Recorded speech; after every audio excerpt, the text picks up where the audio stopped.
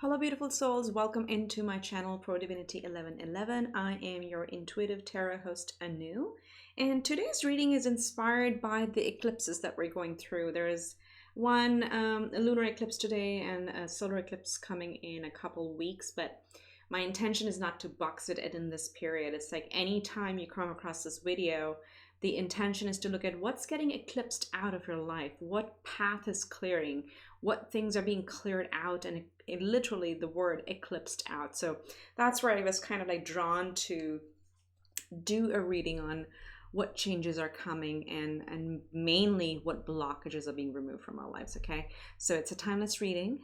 Again, take it as it fits. You may choose multiple piles and we'll see what the messages are that need to come through, what Spirit wants to share today. So we have 4 options. Use your intuition to pick your first option. 1, 2, 3, 4. This is a live shuffle reading, so it may be a little long, so sit back, relax, and enjoy, and let's discover what is being eclipsed out of your life. So go ahead and make your pick, and I will see you at your selection. Hi, pile 1. For those of you who chose the first card, this will be your reading. All right, Spirit, help me tap into the collective of pile 1, and let's see what we have. What is getting eclipsed out of your lives at this point?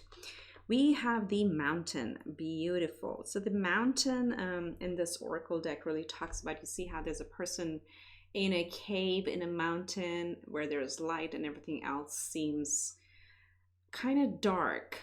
It reflects a hermit period. So what is ending, or what chapter is closing, or what path is clearing is for you to come out of hiding, come out of the mountain, to open up, to come out and mingle, and hopefully, soon after these eclipses, hopefully the global energies also open up and the planets are moving forward as well. So energetically, that will be for the collective anyway, but for this pile in particular, looks like you may have been, and I'm using the word intentionally when I say in hiding.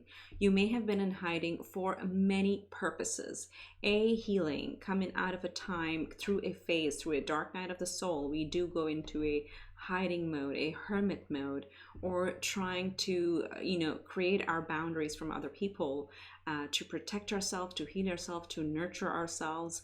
And just overall, sometimes it's just we are energetically not ready to be with other people, right? So that's the phase that is ending for you. You are going to come down from the mountain, come down into the village, metaphorically speaking, let go of the hermit time. Your healing period is coming to a close. That's what I'm getting.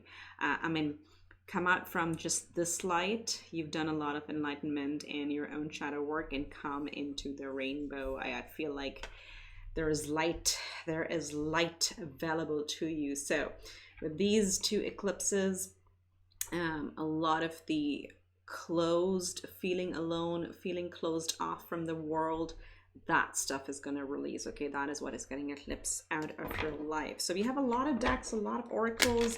Let's get right into it. Spirit, show us. Let's go a little deeper on what this is.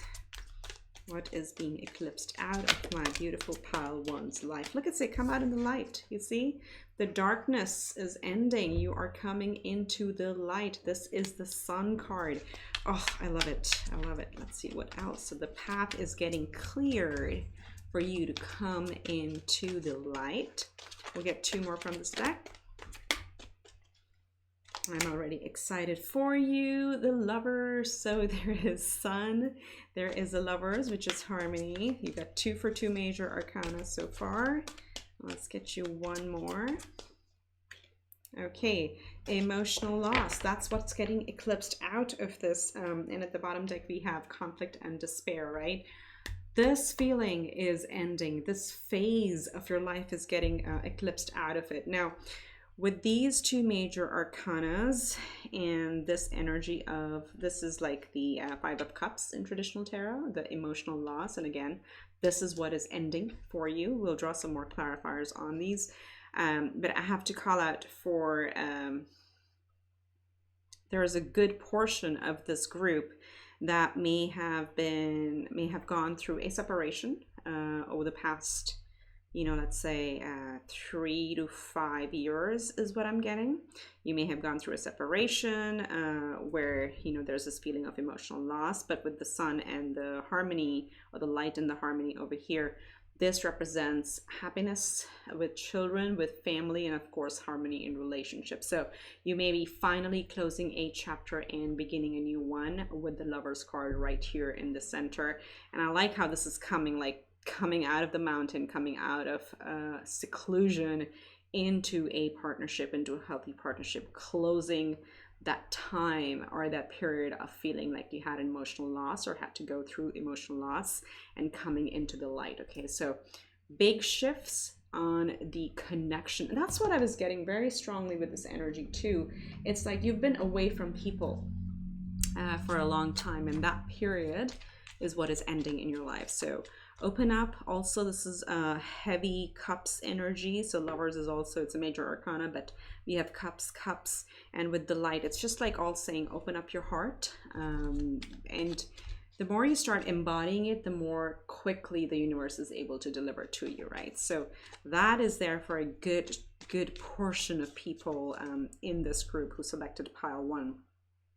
For others, it does not have to be a marriage or a long-term relationship. It could also be a career. Finally, you're coming into a career that you feel you're getting the recognition. It's in perfect harmony with your skills.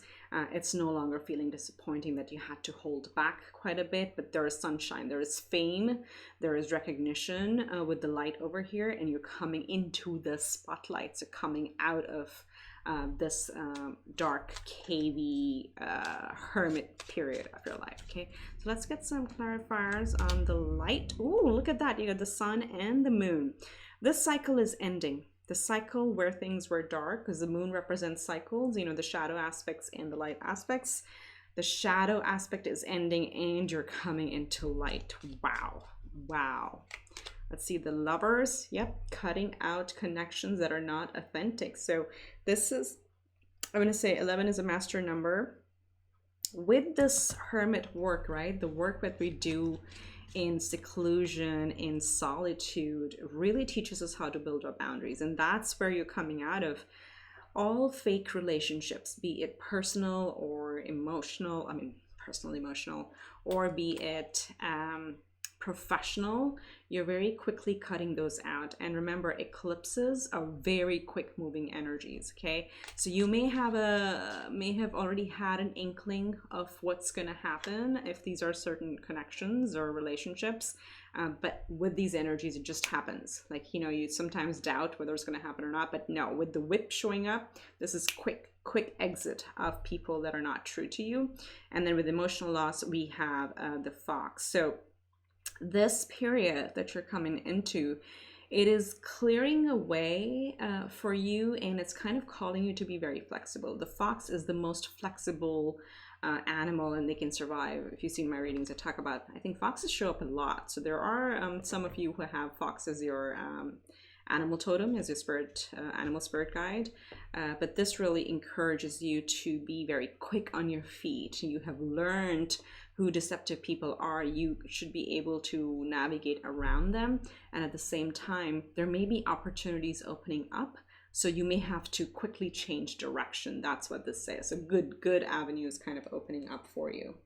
Let's go deeper. Let's get some astro houses on these. What is getting eclipsed out of pile 1's life? We have the 11th house. The 11th house, wow, this is amazing, because 11th house is a house of long-term goals.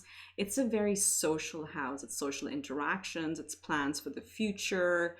It's unconventional. It's Aquarius energy. So anything that, and again, with friendship, this is the friendship house. So with the whip and the harmony coming out, there's going to be a lot of harmony in the 11th house, and people who, so this is a big one actually. I'm going to put this over here with the fox and the emotional loss. This period from here on out, you'll have actually very clear vision on who really belongs in your circle, okay? In your inner circle of trust. There may be sudden changes in your friend circle, because this is also long-term goals, but I'm really getting a relationship, cups, heart-oriented energy from this pile. And this is showing they expect dramatic, or not dramatic, let's say swift changes in your connections. So people who, you know, you've known for a long time actually aren't true. They're fake, you know, they don't really mean you well. They may have been in your periphery, you may have been in contact. Either they will automatically get eclipsed out of your life because, you know, the vibration doesn't match anymore, and that's when we, you know, part from people, when our vibrations and their vibrations just aren't a match. They just can't be in our very happy, positive energies. That happens. Or sometimes you will just make the call and say, no more excuses, I'm just done. I just can't give any more excuses of not hanging out with those people. So those friendships are changing. And then with that, as you build those boundaries and cut out these people, you actually attract people that match your vibrational. Okay, there will be a vibrational match to you, and that's what's going to bring a lot of harmony in your emotional, social space, and also, like, you know, really align you with your long-term passions, with your long-term goals. So let's get one more. And then we have Cancer, which is the fourth house, the family. Family's coming back again. For those of you that I talked about in the beginning, that there'll be a lot more harmony and peace in family. If you have children, things are going to really start lining up. If you've been worried about some things, those worries are going out of the way, okay? This is also a very heart-oriented house. It's an emotional house. So this group, if you've been closed off, which this shows here, let that go. Let that go. Do not sit in the energy of trying to figure out why certain things happened in your life or why you had to go through a tough period to come into alignment. Just for a second, try to forget the why and open up and just start putting your trust that all of that could not have been for nothing. Just go with that. If you can see no other light, because there's a lot of light coming, if you can't see it yet, just go with the trust that all of that cannot mean it happened for nothing, for no reason, right? So there has to be good. The good things have to come alive, and that's where you're being really called to open your heart energy over here. This is the Cancer is the most heart-oriented sign, so it's just calling you to really open up your heart from that perspective. Okay, so let's get some more tea leaves, but let's get some tea leaf oracles on this. Overall, what's getting really eclipsed out of your life is connections that weren't true, a period of darkness, a period of solitude. You are coming into people and connections that are true to you. Your circle is going to change. People or things are going to get eclipsed out very quickly, and a dark, long cycle is ending as the light is coming through, okay? And for some of you, this could be professionally as well, that you may just like change jobs or come into a period where just your peers may change as well, right? So, okay, so let's see what tea leaf. Oh, we have the Mountain again. All right, I'm going to start here. We have Mountain coming up twice, and this says major challenge to overcome. That is what is eclipsing out. Like we are saying, eclipsing out. What is closing out? So your journey onto the top of this mountain is over. Now, just like think of yourself like being on a snow mountain. You know how you go up. You may hike up, or you may hang on to the lift and get to the top of the mountain. You want to just ski down, or better yet, my style, get into a tire tube and just slide down, okay? Try to think of things and start expecting them to be easier. Because when we go through the cycle, we start to think everything is hard. There's a lot of hard work we have to put in. Everything we start to overanalyze. And this is, again, the message I'm getting here from Spirit is like, all right, step back, ease in, and expect things to be a little bit easier, okay? Not every time you have to climb over the mountain, you could go through it. Or there could be some other thing. So that's coming. That phase is ending. And we have the Claw. It says, be careful, do not take risks. And for me, again, I think this is more around the people. Do not compromise on your integrity, on your expectation of people in your circle. So be very clear about who you want to cut out. Dark man, dealings or relationship with a man with dark complexion or hair. So there may be some friends coming through that may have a darker complexion or dark hair. It's a very neutral. It doesn't carry any tone or tonality to it, or positive or negative. It just means more people. And then you have the caterpillar. Things will not always be this way. A change is coming. There you go. You are turning into that butterfly. Your cocoon period is over. This is definitely over. Definitely coming into a very beautiful new beginning. All right, let's get some more oracles onto this. So Spirit, what is ending? Whoop, okay, we have Judgment. I understand that everyone has their own unique path and challenges. So a period of judgment, and I feel like if you have felt things have not been fair, that's what's eclipsing out. It is ending. That phase of your life is ending. There you go. Change again. I understand that nothing can grow or evolve without movement. There is major changes coming in for you. I really like this. Whoops. One more. I think maybe a sudden change. It may happen all of a sudden. Again, eclipses bring with them very big energy. And there you go. There you go. Friendship.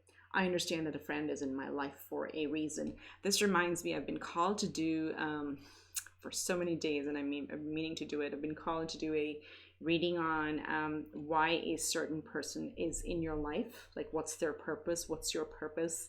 And how you should take it forward, or what you should do with that connection.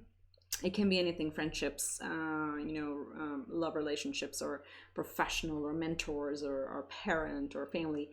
But that's a sidebar. I think I need to record that because that's coming through. But this is really talking about understanding why certain people may be in our lives, right? So there you go.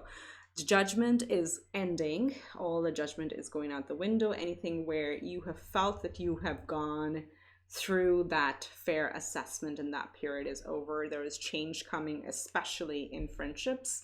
And it's also probably for some of you who want to do a little bit more self-work, this is also indicating that it would serve you better. I'm trying to formulate the best way of saying this without sounding judgmental, right? It would really help you. It would really serve you better if you could get yourself out of judgmental energy. And by that, I don't mean you're judgmental. I mean that things that may not have been fair, that actually put you through this experience, if you're still finding yourself stuck in the analysis, the why did this, I have to go through this, and why the other people or other person who may have been very malicious in their intent, did not have to suffer. Just watch out for that energy, because then you're tapping into the judgment energy as well. Everybody's path is different. So bring the energy back to you, bring it back to you, and have faith that things don't happen for no reason, because, Spirit and Universe has much bigger plans for us. Tap into yourself more and see where you need to establish your boundaries, what is important to you, where you need to be flexible, which people need to change around you, which circumstances, and then open your heart and be open to change, okay? That's what I'm getting very strongly for this group. And you're doing really good. You've done a lot of shadow work over here. So continue on that path. Know that you will be rewarded, okay? All right, so let's get into tarot. Let's throw some tarot cards on here. What does tarot have to say to my beautiful pile one?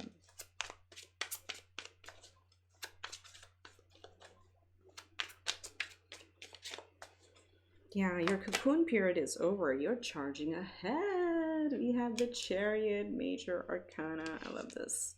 And I'm going to have trouble arranging all the cards, but that's okay. We're trying to be flexible. Okay, we have the Empress, Major Arcana. For some of you single mamas out there, you're coming into beautiful connections, people here to help you out. Your kids are going to thrive. There's a kid card, Page of Cups. There's going to be a lot of happiness and abundance. I mean, single moms or single dads out there. Okay, 10 of Wands. Let's get one more.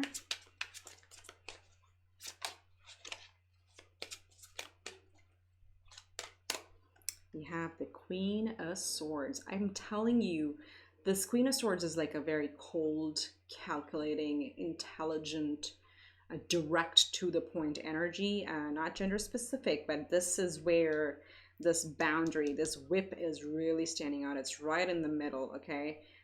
This is a very clear energy of like, from here on out, try to tap into no bullshit energy, okay? That you will not tolerate that in your life, no matter who the person is.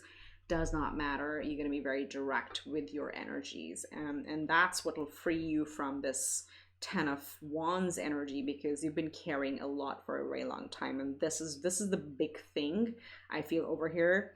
What tarot is trying to tell us, like the biggest thing that is getting eclipsed out is this energy, the 10 of Wands. Okay, all the burdens that you carried for everyone in your family, your colleagues, your friend circle, that is coming to an end. Okay, it is time to claim back your independence and, you know, really cut through which ones of these don't really belong on your plate. Cut it out, throw it out, just throw it out. Again, with integrity, of course, but with very direct communication that's coming through. Your heart is definitely open. With the Page of Cups showing up over here, it really talks about new beginnings, new heartfelt beginnings, almost like surprise, because when this page, put the deck down, look at this page, the way it's was holding, or he or she was holding the cup, they didn't expect a fish to pop out, okay? And that talks about happy surprises, okay? Something that we were drawn to and we go for it, and it has more, it gives us more than what we expected, okay? So be in this energy, be in this Page of Cups like energy, very fresh.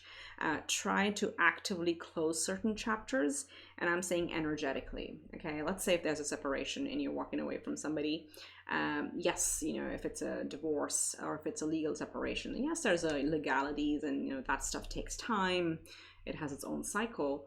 But that said, you can just go along with the process and say, okay, that's the process, that's the checklist I gotta follow, but I'm not going to give my emotional energy to that. I'm not going to stress out about that. It will happen when it's happened, but I am done. I'm cutting this off. I'm claiming my energies back, and I'm opening my heart to the positive things.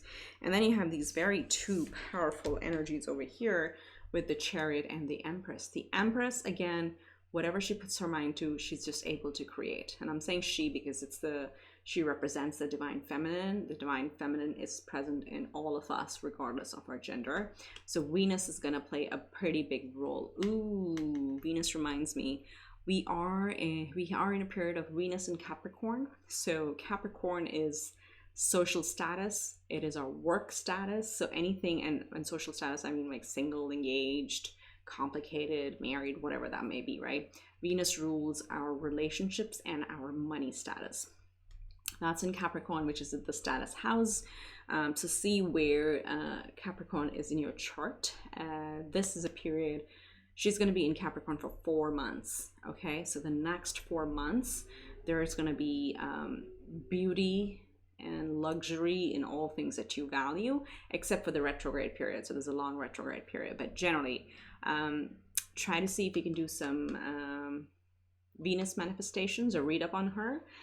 It'll just get you into that vibration of love, because that is the highest vibration, where your heart really opens up and attracts. So the Empress attracts. She does not chase after energies, but this is literally, you have both here, and this is the Cancer chart. Card, not chart. So you may have Cancer in your chart as well. We had Cancer show up over here. Once you know your own value, your own worth, and you love yourself, you're going to attract things. You're going to win at whatever you put your mind to. This could also be being able to win both aspects of something. If you have any blocks where you think you can have either A or B, this is showing us that no, you can find the middle way and you can have it all. It's just a matter of your thinking, just changing your attitude on that. But overall, okay, I digress. This turned into a very long channeling, but you are coming into major times of victory where you will have a lot of wealth and abundance and happiness. Empress represents it all. Again, anything that Venus represents, that's opening up for you. Keep your heart open and be in a very fresh curiosity, fox-like energy, because that's how you'll be able to quickly identify opportunities and go for them, and just keep your boundaries really tight, because you do not want to fall back into this thing. I want you to see, like, out of these, this is the only card that is a heavy card. All of them are really helping you to charge forward and open up your heart and claim your victories into this next phase. Okay, so let's see what Luna has to tell us. What do we get from the Minology deck? Conclusions are within reach. Full moon eclipse. Oh my God, this is literally today or yesterday, depending on your time zone. So that's what it's saying. Conclusions are within reach. There are things that you've been waiting on. Those are actually coming to a close. Your path is clearing. Wow. Wow, wow, wow. Wow, wow, wow. And things are also coming to light, because the full moon brings everything out in the open. You have another moon here. Expect powerful change. New moon eclipse. Jeez, that's in 2 weeks. December 4th, when I'm recording this, that's in 2 weeks. So you got 2 eclipse energies over here. No wonder you have the whip right in the middle. Okay, so major changes are coming up for you, and they're happening fast. It's in bottom deck energy. We have it's time to take action. New moon in Aries. This is just saying, okay, so be ready. Be like the fox. Be quick on your feet. Be ready to shift direction, because these eclipses are going to bring very quick momentum. And sometimes we need that kind of a, you know, it's almost like a, when you reboot your computer or your phone, and all of a sudden, like, everything runs just so much faster. That's what the eclipses do for us. Okay, so that's what's coming through. So let's see how a spirit is helping you at this time. How is spirit helping you? Pile 1 at this time. What's the first one? We have Earth, learning how to be human in the world but not of it. There you go. That's it. There's that mountain energy again. So you may have felt like as if you just don't belong here, right? And that's what spirit is kind of helping you see, like, that's okay. It's part of the Earth school. You signed up for these lessons, and I honestly keep going to that message of all of this can't be for nothing.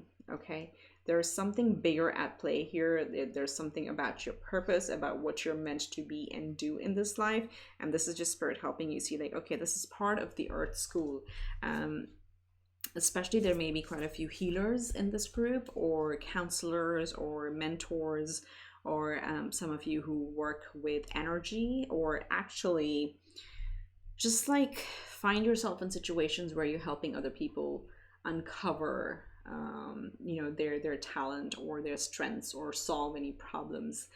You're able to do that because you have empathy, and you have empathy because you have gone through those experiences, right? So a lot of time the Earth school or Earth comes up when we signed up for those experiences, so we can help others go through them. Okay, so definitely light workers in this group that we have. Let's see how else is spirit helping you. Well, I can't even pronounce this. Hyrith, longing from home, homesick for the stars. Yeah, definitely star seeds, light workers in this group. So these two are similar energies. This is like you may have been feeling that you just don't belong, and that's why you have been in the mountain, right, in the hermit mode. But this is spirit really reminding you, you do come from other planets. Okay, you have had presence in other areas, in other star systems before incarnating on Earth.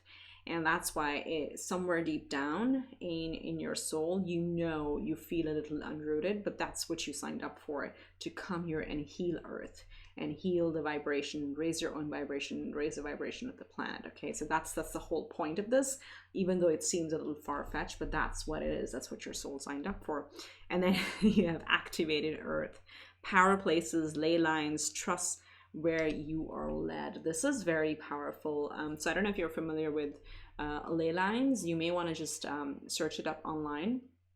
Activated earth. So this is like Stonehenge, or Mount Shasta, or what's the place in Arizona, Sedona, right? All these places, or the Machu Picchu, any of those places, they're called ley lines, and those are entry points in earth where we had other star systems that came and established those places. And there's a lot of oh my god, this is turning into an intergalactic discussion here. I mean, no wonder this is the Starseed Child, the Starseed Oracle deck. But these three energies coming up are really showing you that you are meant to heal the earth, people.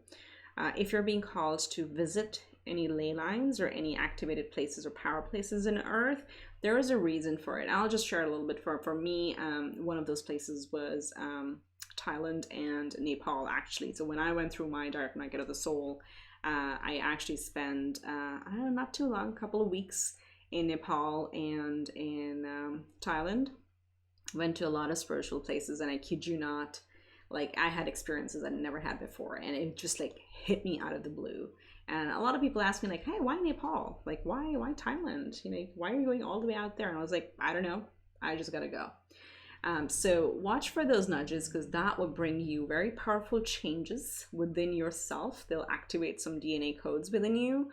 And that's where you'll see what your purpose is, and things will start happening very quickly once you come into that power.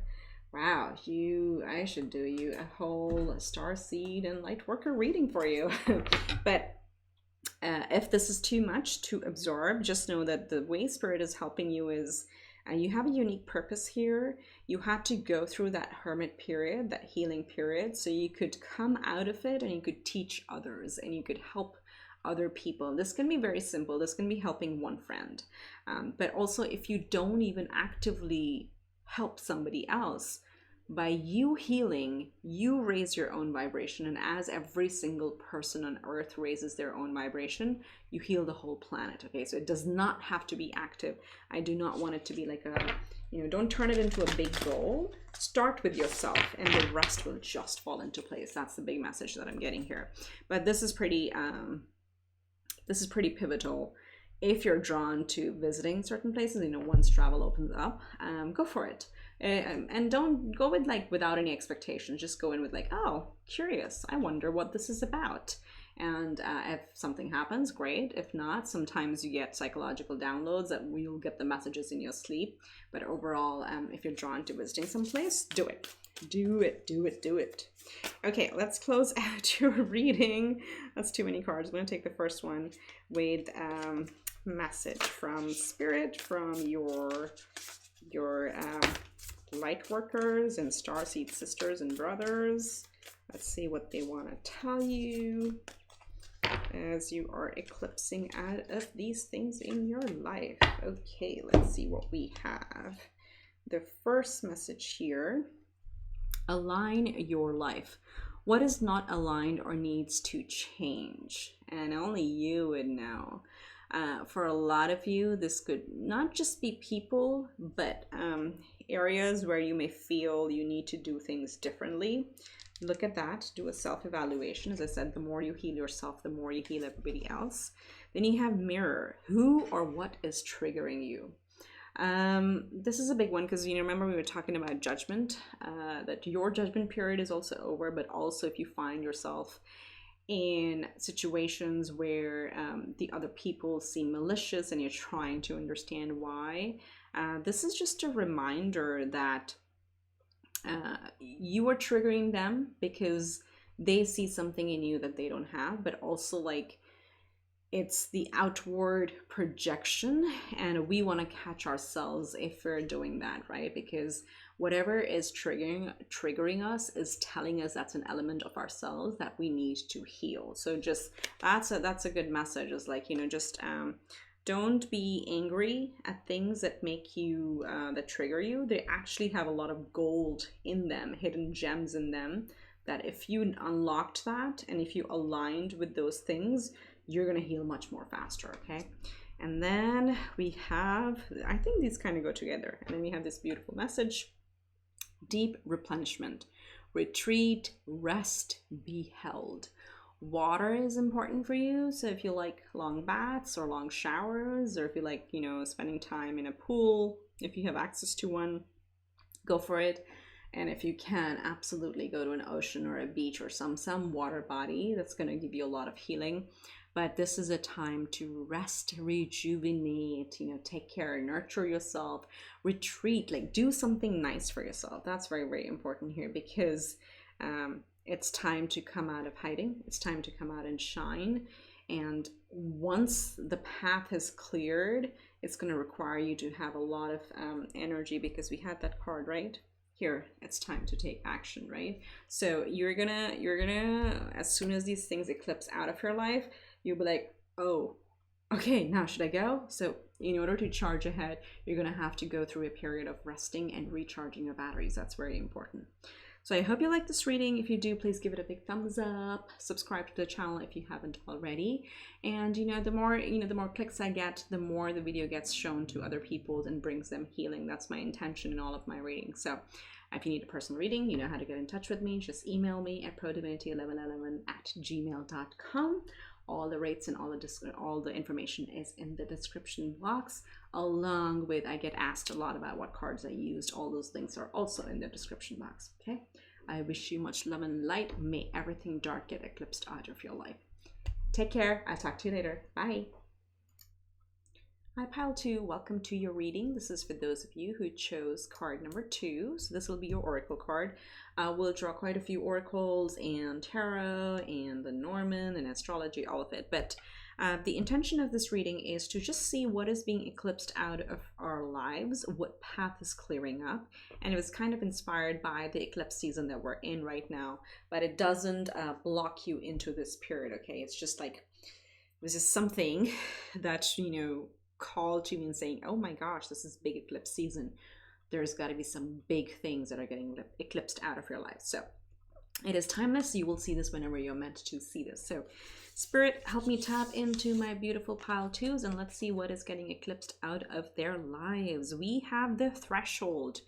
Ooh, this is very interesting. So you're literally at the threshold. There is a big change coming from you, and you see how there's a look at the contrast, right? This is where you are standing, and this is what you're stepping into. So you are coming out of the darkness and stepping into the light.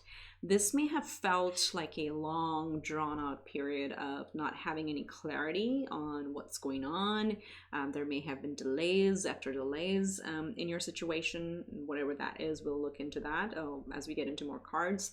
But this also, of course, the whole pandemic has put a screeching halt to a lot of our plans. So that could be a factor as well. But you may have felt that you've been at the threshold for a very long time.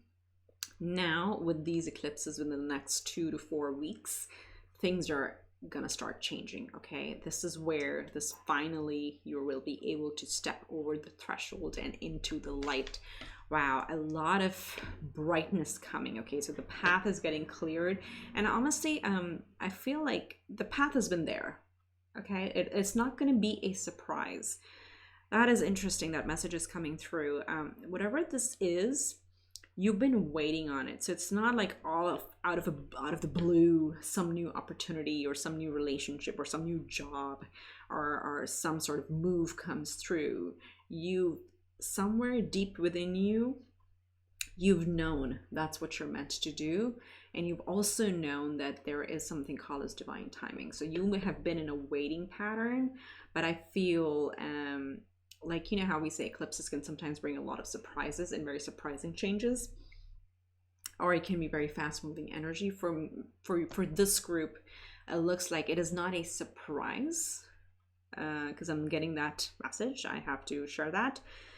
It is more of like, finally, it is time to step over the threshold. Because it's almost like, like when you knock at a door, you have to wait for the person to either come down the stairs, across the hall, whatever, and make it to the front door. So that wait is where you've been, but you know what door you're knocking at. You know what you've been waiting on. That path is being lit up It's not clearing or anything. It has always been there. You have had the faith that it's going to happen, but somehow in a divine orchestration or astrologically, the timing wasn't right. So that's what's happening for you. So whatever biggest thing you've been expecting for, that path is being lit up for you now. And I keep saying lit up because there's so much fire. I mean, this is bright. This is bright. So let's get more energy into this and see what is this about, Spirit. Okay, as I said, intuition, look, you already know. You know, this is something, ooh, in the camera, this literally sparkles. Do you see? Look at the shield. Right, is it the shield? I don't know what this is. It looks like her third eye projection. It's the glimpse into the universe. This is High Priestess card, right? So I'm going to keep it over here. This is very beautiful. You already know this. You're expecting this, or you have been expecting this in a way deep-rooted within you. You know this has to be for you, or this is your purpose. It just hasn't come to you yet. That's what it is, and that's what's opening up for you now. Okay, let's see. So it's also something you've been holding close to your chest. You may not have like shared it with the world. For example, if you've been thinking about quitting your job and starting your side hustle, or turning your side hustle into a main hustle, or you know, you've been thinking about moving and you haven't shared it with your family because, you know, they may be upset about it, or something like that, which you haven't quite openly shared because you've been very cautious, and also the energies have not been like very momentous at this time. So there is transformation. This is the Scorpionic energy, 2 for 2 major arcanas. This is the Death card. Okay, so this could be, then, oh, you get an extra one. Okay, you get an extra one. You have material harvest and you have moving on, which is very interesting. This is the 6 of Swords. Interesting. I feel some of you either are ready to move out of a relationship, and because of these two energies here, the transformation and moving on, it looks like some of you are actually walking out, finally closing the chapter on something that had been very draining, and finally carving your own path. For others, you know, this could be a completely different journey, but you are coming out of the cocoon phase with this transformation energy over here. This is the Scorpionic energy. This is the Death card energy. So you may have Scorpio rising for some of you, or you may also have Pisces in your chart. But regardless of that, you have 9 of Pentacles. You have material harvest coming through. And so don't for a second, what I'm hearing, don't for a second hold yourself back. If there's something you need to move on from, do it. Be confident. This 9 of Pentacles energy, this one says material harvest, of course. So you're gonna reap the benefits from this regardless. There will be material abundance from this. But what I'm getting called to share is like, be confident. Trust your intuition. You know this path. You know you need to go through this transformation. Now is the time. Get ready. As soon as the door opens, walk through it. Walk through it. And this is also, you know, it's, even though it says moving on, but the 6 of Swords energy is all about coming into a time of smooth sailing. Okay, the choppy water time is over. Your boat is finally coming into smooth sailing waters, and you may even touch shore and walk onto land, right? So take it as it fits. This could go in so many avenues of life. Bottom deck energy, we have a 4th house, foundation and achievements. Okay, so home, family, your material foundations, all of that is what is getting, you know, opened up for you, or is being lit. These are all crooked. It drives me nuts. I'm trying to make them straight for you, line the path straight for you, right? But this is powerful. This is very powerful. I really think you already know what this is. Let's get some clarifiers on these. What is this transformation about?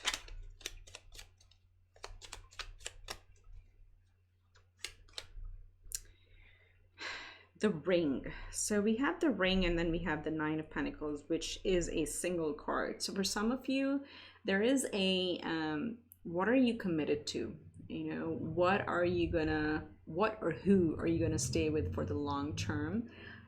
Do certain relationships need to transform? Okay, does there need to be a foundation reset in certain relationships, or you know, this could also be because it's scorpionic energy, it's a death energy, ending of singlehood and coming into a connection. It can go both ways, right? So take it as it fits. It is a general reading, but this is something. The ring signifies not only just engagement and commitment in a relationship, but it also signifies commitment to a purpose, to a path, to a job, to a profession, anything where there's some sort of contractual agreement that you're going to stay in it for the long haul. Okay, and this could be either making it or breaking it. So take it as it fits. So what is this intuition about? What are we holding close to our heart? What is this about? We have the ship. There is a journey. There is, like, you have moving on and you have journey. The ship talks about taking a journey. This could be a physical journey, you know, emotional journey, but there's some sort of travel, and it's almost like you know which direction you need to go. That's what I'm getting. You know which direction you need to go into. Trust that intuition. Just follow that. Follow. We talked about boats here, and there's a ship. So you're coming into calmer waters, and you know which path to take. The material harvest, this is money. Are you changing your job or starting a business? It's the right time. That's all I can tell you. It is clearly the right time, because you have the clock tower on the material harvest, and this is different than the tower in tarot. This talks about status. Okay, it talks about status, it talks about stability, it talks about protection. So this could also mean a promotion, like for some of you who've been waiting for a promotion, and you know that, you know, this is something you've been working on, and you know it has to happen, and it hasn't happened. It will happen. Okay, the energies are opening up for it, and because this talks about rising up, elevating in our profession, also being very protective, because, you know, when you're, it's pretty much like you're sitting in the clock tower, so you're well guarded and well protected from the elements, but there's also status and money that comes with it. So some of you are definitely coming into a professional abundance as well. That's coming through very clearly here. And then what is this moving on?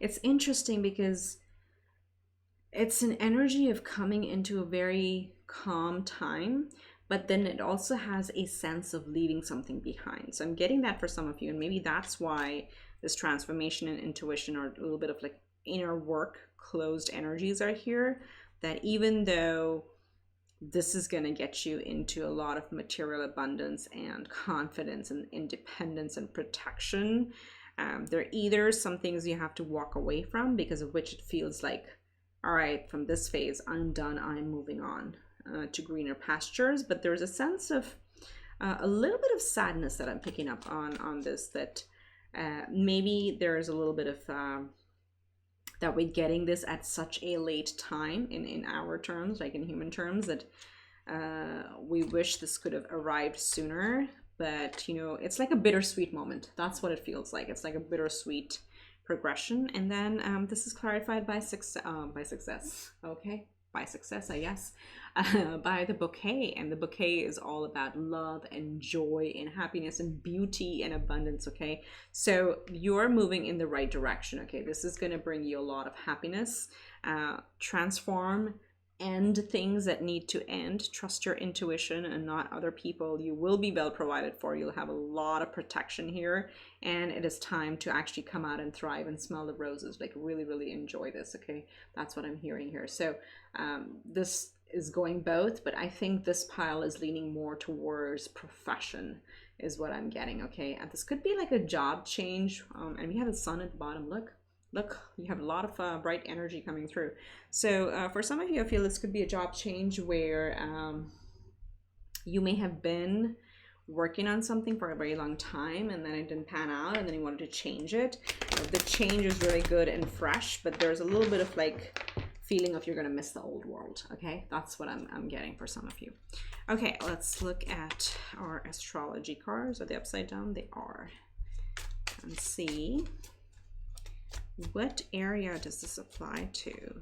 Yeah, this could be a physical journey or a metaphorical journey, like moving jobs, moving careers, moving homes, anything like that. Okay. We have Virgo. Yeah, work. Virgo is the 6th house energy. Okay, this is health. This is habits. This is our day-to-day work, our day-to-day routines. So that's where things are getting eclipsed out. Okay, so your daily routine may be changing. And this is, I like to call out how important this is, because a lot of times we just think, oh, it's work and home, and it's my commute, it's my, you know, like work schedule.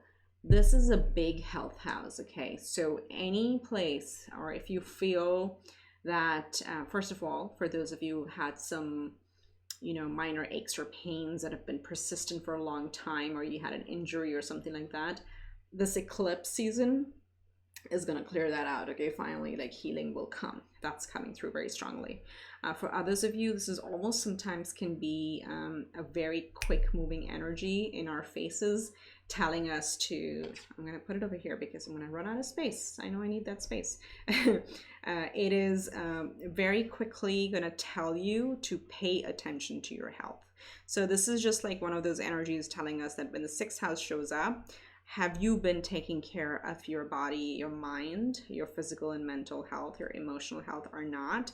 If not, then, you know, the universe kind of brings these energies to kind of bring it in our faces and say, all right, if you're not going to make a change, then we are going to make a change for you and force you to take a break. Okay, so this is very important. If you have been on work and no play, these energies is just telling you, the Virgo house telling you that, okay, health first, and then everything else will follow, right? I can't get the alignment right.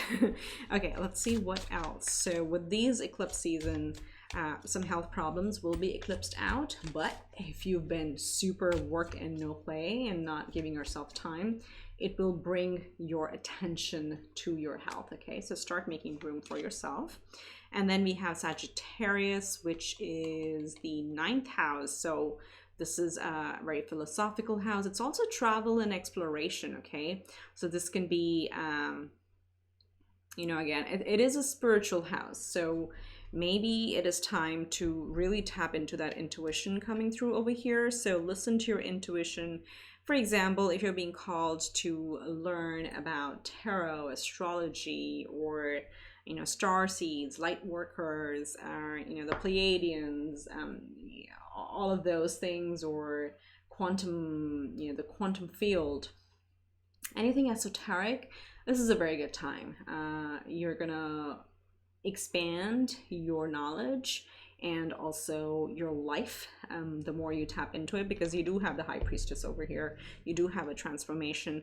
This actually, the 8th house, it's a house of death, sex, taxes, and debt.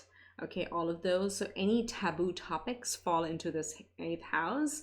And when these 3 energies are next to each other, you could be very good in a psychological profession, okay? Because these talk about our psychology, our intuition, and our inner depths. So you could be somebody who is pretty talented at helping other people, like a life coach, or like a psychic, or a psychiatric, if that's the right word, type energy. So anything that you're drawn to, learning about those things, go for it. It's a very good time, because that's what's opening up for you. But overall, Sagittarius is also a very fun card, actually. Very expansive and very global in their mindset as well, overall. Very creative energy. With the Sagittarius, one more thing is coming through. Sagittarius rules Jupiter. Jupiter is in Pisces at this time. So wherever Pisces falls in your chart, that house is getting activated for you. So Jupiter expands wherever it goes, okay? So that may be happening for you. Okay, let's get some tea leaf oracles and see what the tea leaf oracle has to tell us. What is eclipsing out? What path is opening up? We're going to take the one that flipped over. So this is what you're overcoming. This is what is clearing out. Obstacles, okay? The hills are telling us this time of the obstacles is coming to a close. Let's get a few more. Oh, this is a very big deck. Okay. We have the shield. You need to defend yourself, and that's how you may have felt in the past. But remember, we got the Tower, and this is the Clock Tower. So you're coming into a very protective time. Someone is leaving your life. Okay, the chair empty. So this could be people who don't really deserve to be in your energy anymore, or actually maybe eclipsing out of your life. Let that happen. Let that happen. Don't hang on to the past. You want to claim the fresh energies and appreciate when the universe moves certain people out. And then you have the Gong, an exciting event. Okay, that is coming through. That's what the tea leaves are telling us. Very nice. Let's get some more oracles. My pile 2. What is being eclipsed out? What path is clearing up for my beautiful pile 2? Fear is coming out, okay? So get rid of fear, or there'll be no more fear in your life. I realize that I am testing my resolve to live in the energy of love. Also, if you've seen my readings, I always tell people fear is the biggest form of ego. Tell yourself you're not an egotist, and because of that, you cannot be afraid, okay? If you allow fear, you're being an egotist, and trust me, your perspective is going to change the moment you look at it, fear as ego. Purpose, I know what I am here to do, so the moment you put your fears aside, your purpose is going to become really clear. Okay, let's do this. Okay. So fear is ending, your purpose is becoming clear, with especially with these 3 energies over here. And one more for my pile 2. Peace. Oh, so beautiful. I'm a being of love, and I release all negative energy. So that's what I'm saying, is like the more you get out of fear, the more peace there is, the more clarity there is going to be on your purpose and what you want to do in this lifetime, and enjoy it. That's what we're talking about. Things are lining up for you. All right, let's see what Tarot has to say for my lovely pile 2. What is eclipsing out of pile 2's life? What path is clearing up? This one fell out. Oh my goodness. You have double 9 of Pentacles. I'm going to put this right here under this card. 9 of Pentacles, 9 of Pentacles. So my loves, money is knocking at your doorstep. Open that door and receive it. 100%.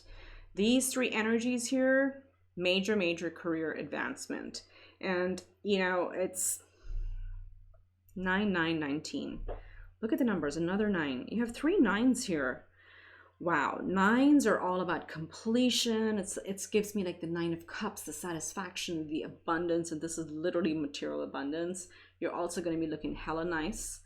Because the 9 of Pentacles talks about confidence and good looks and just looking and being magnetic, okay? So money is coming for sure. Accept it with your mind, body, and soul, okay? You deserve it. Let's see what else, Tarot. What other paths are opening, or what's eclipsing out for my pile 2s? We have 7 of Cups, opportunities and opportunities. This is a time to embrace the opportunities that come your way. Be open to the changes. You have the Strength card. You have been through the thick and thin of it. You have the Knight of Cups. I'm just going to take the top card. You have the Knight of Cups. So offers coming. There's offers and offers coming. This can also be a love offer for some of you. But this is an offer that's going to bring you a lot of happiness and also a lot of abundance. The Strength is like, it's a testament of all the hard work that you've put in. It's finally now a time to reap the rewards of all of that. Okay. And the 7 of Cups is just in general saying that a lot of opportunities may be opening up. In multiple facets, okay, not just career, not just relationship. You may find that once the energies gain momentum, that everything kind of starts falling into place, okay? Everything becomes a little bit more easy. Easy. 4 of Swords. I'm gonna get you one more just because it looked pretty and even. But this is like a time where you can finally feel like you can rest, okay? I know it looks like there's a lot of money, which Just check in with your psyche, because you have Sagittarius. Just check in with your own psychology or your like psychological belief system. Do you see yourself that the more status you get, the harder you have to work? And that's something you need to check in, because it's no, that's not what it means. It's just because you got promoted or just because you got a new job or just like you have to go over pivot and overwork hard. No. Find the least resistant path, because you have the Four of Swords and you have Virgo. I'm telling you guys, do not ignore your health. Virgo is a very, very important house. It is our work and our life, our health. So please, please don't fall in the trap of, now let's say if you are a content creator and now that I'm just going to say, great if you have 1 million subscribers, right? Amazing if you're watching my channel, even with that. But let's say you have metaphorically 1 million subscribers. Don't fall into the trap of like, oh my God, now I have to, share content every hour. No, it's, you've put in the hard work. You've put in a lot of the hard work. Now the universe is bringing you abundance and results. Accept it, honor it, and then also make sure what is sustainable for you, because that's when the universe, like Saturn, tests us what can we commit to for the long term. That will be balanced and it'll be healing and it'll be, not killing ourselves over achieving something, because that is not sustainable. Okay. And then you have the Seven of Swords. So this is what is getting eclipsed out of your life. I really feel this. You're flanked by 2 sevens here. You have many number synchronicities. You have 999, you have 77. Okay, so go watch my repeating numbers video. It's up on my channel. But the Seven of Swords is really talking about, this is the time, after this period, this phase of your life, you no longer need to tiptoe around people, around topics, around things. Everything is kind of lining up and you're going to come into a stable feeling, like feeling your life is stable now. This is also eclipsing out people who may not have been truthful to you, okay? Who do not have your best interest at their heart. They are getting eclipsed out of your life.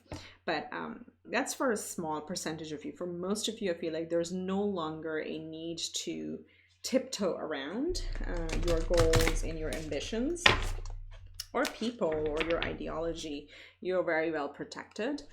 So don't worry about that stuff. And you do you, but just please balance your work and your life. That's very, very important and very clear over here. So let's see what moon messages we have for pile 2. This is beautiful. This is like expansive, everything in life. Confidence is your key to success. New moon in Leo. We talked about this. I love when Spirit does that. I love it. So confidence is key. You have to feel confident and independent and claim your energies, okay? You are meant to be in this clock tower. Be confident about it. Be confident about it. Okay, and one more. We have, again, Leo.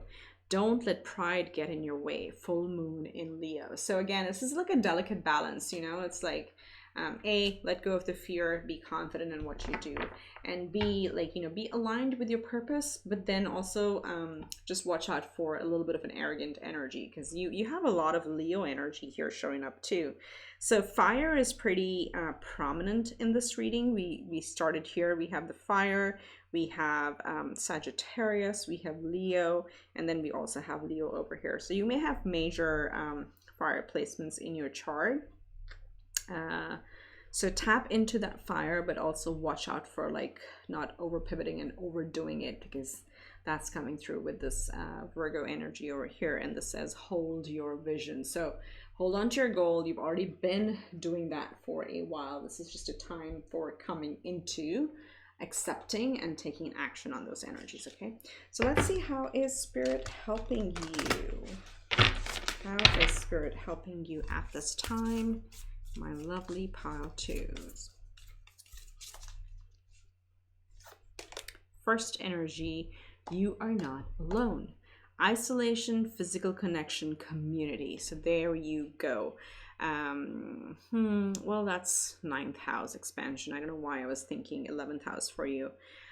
But there is a sense of coming into a new community. Okay, so if you've been feeling isolated, that period is ending. Spirit is bringing the right connections in your life at this time. So be open to it, as again, more opportunities to connect with other people that is opening up for you. Let's see how else Spirit is helping you. We have Child of the Cosmos. The intelligence of the universe lies within you. Intuition. High Priestess, Sagittarius energy.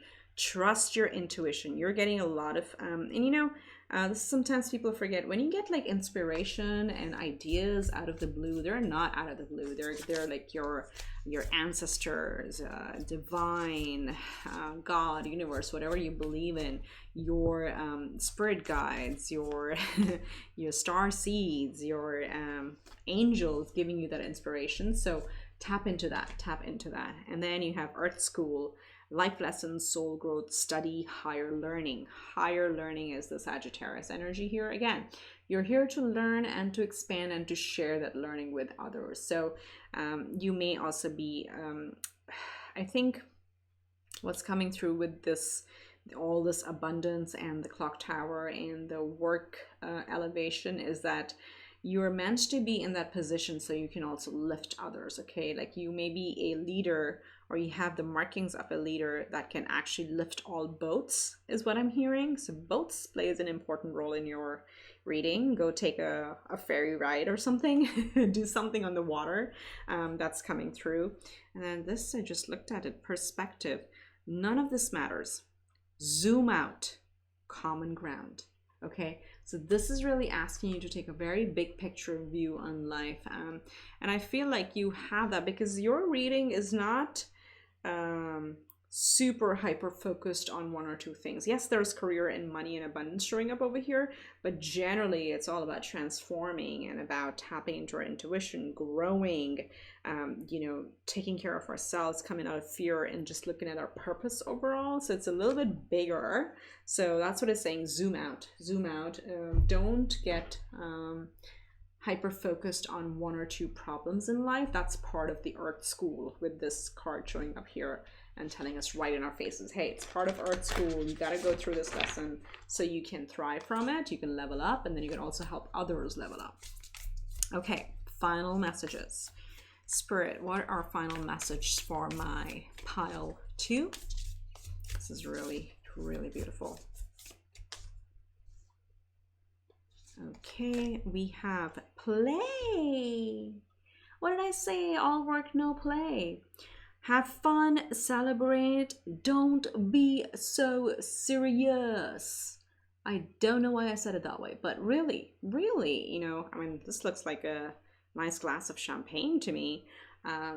Pour yourself some champagne. Champagne. Do what you love. Make time for love. This Virgo energy is really big, and I cannot tell you how much it's like calling my attention to it all the time. And Virgo is not a loud house, okay?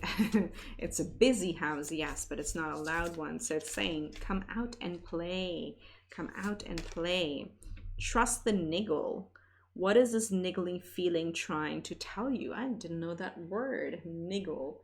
So again, this is, again, tap into your intuition if you're being called to do certain things, or called to visit certain places, or you know, try some new activity, anything like that. Just trust that it has something in it for you. So trust that inner feeling that you're getting. And then we have warrior woman. Have you answered your deepest calling? So there's something about purpose here, I have to tell you. That's why I feel like this pile is a little bit bigger. This may be a pile where you may be torn in two things, okay?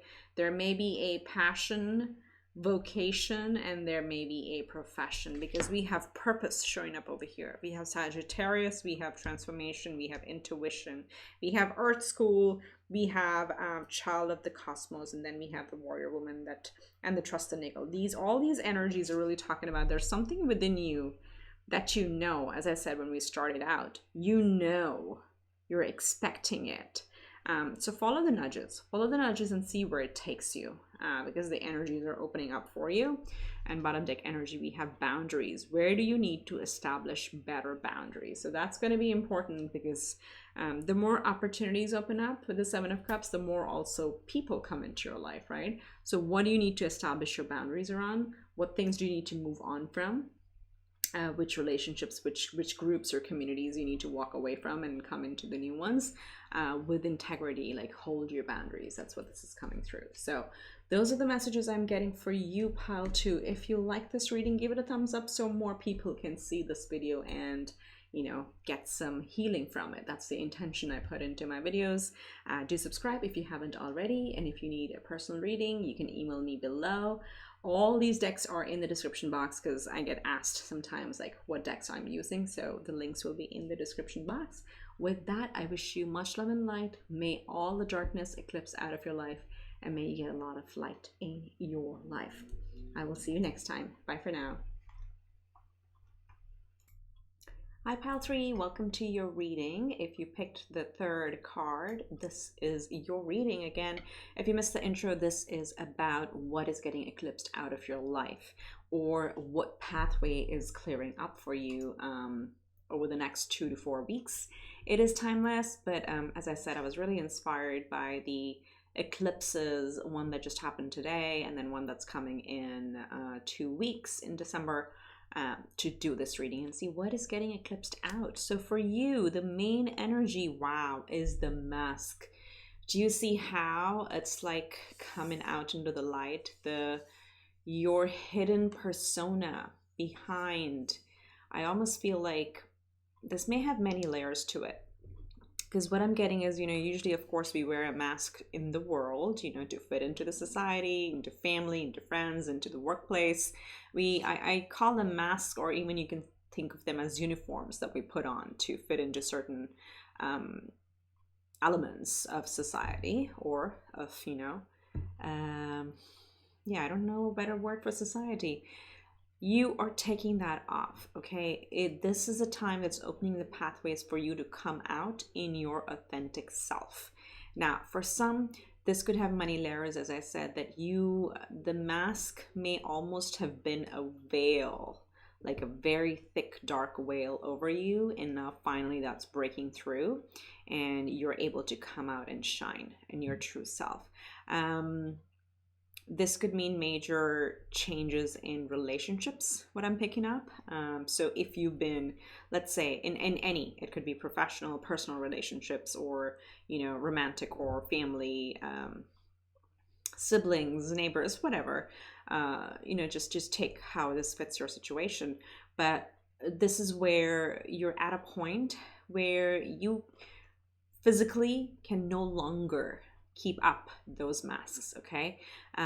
Things are gonna, if you don't do this voluntarily, of course the universe comes in to help you, spirit comes in to help you, and then those changes can be a bit dramatic. But this is, again, really revealing it's time for you to come out and shine, really come out and shine. Shed all the inhibitions that you've had, shed all the facades around wanting to blend in because you would hurt the other person or people's feelings. That stuff is getting eclipsed out of your life, okay? So time to shine, my friends. Really, really time to shine. All right, so in this reading, we're going to be using quite a few oracle decks. Again, it's a general, so please only take what fits. But I think the energies have been pretty powerful across all the piles that we have. So just quickly, we'll do some oracles, we'll do tarot, and then of course see what else come through in channeling as well. So let's see, what is this about? What is this mask, coming out, taking off the mask? What is being eclipsed out for my beautiful pile 3? Spirit, help me tap into their energy. Ooh, coming out of solitude. There you go. That's what I feel like with this darkness over here. Some of you have been behind the veil. Okay, and that's where the, we'll take these both since they both flipped. So we have the solitude, which is the Hermit card in traditional tarot. So you've been, like, she here is holding a book. Studying, and almost, and some of you may also have been studying, right? But this to me feels like studying yourself, self-discovery. That's what you would have been doing or may have been doing during this entire time. And this could have been probably like the last year, last couple years, last 3 years. This seems longer. It doesn't seem like this is something that happened in the last 2 months. This seems like a longer life cycle of events that you may have gone through. Then we have the third eye chakra. Yeah, definitely self-discovery is front and center here. So you've been doing some, even if not shadow work doesn't make sense, probably more of understanding yourself, who you truly are. And this is where we have our aha moments, aha moments. You know, this is the third eye chakra. This is the one that's between your eyes, and this is when your true eye opens up and you start seeing things for what they are, behind the veil, behind the mask, behind the facade that we're cultured into or we are programmed into believing. That's what has been kind of shedding away. And in this, you know, eclipse season, there is a big sort of revelation is what I'm getting from here. You're coming out of the hermit mode. You're tapping into your intuition very strongly. Let's get you one more.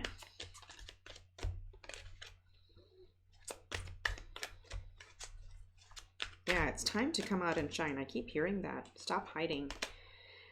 Temptation. Look, that's ending. How beautiful is that? Okay, hear me out. Pile 3. This is the Devil card in traditional tarot. You have third eye right in the middle. So you have opened your eyes to the programming, as I said, because the Devil card or the temptation is all about, you know, what we should be doing, you know, how we should behave, how we should act, you know, what we should achieve by what age and what relation status we should be in, or what, you know, a home ownership status, whatever that may be. Those are all programmings, okay? That is what is getting completely eclipsed out of your life, and your eyes are being opened. You are coming into a revelation.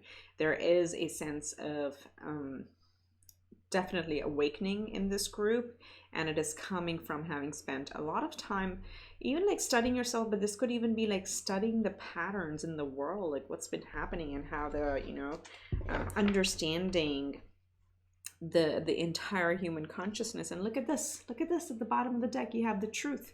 This is judgment. This is standing up to your truth. So you are, this also talks about shedding things, okay? Because in traditional tarot, this card has bear figures coming out of the coffins, right? Because we're stripping everything. We're stripping ourselves and rebirthing through it all. And that's what's happening with you, okay? This is a true judgment moment.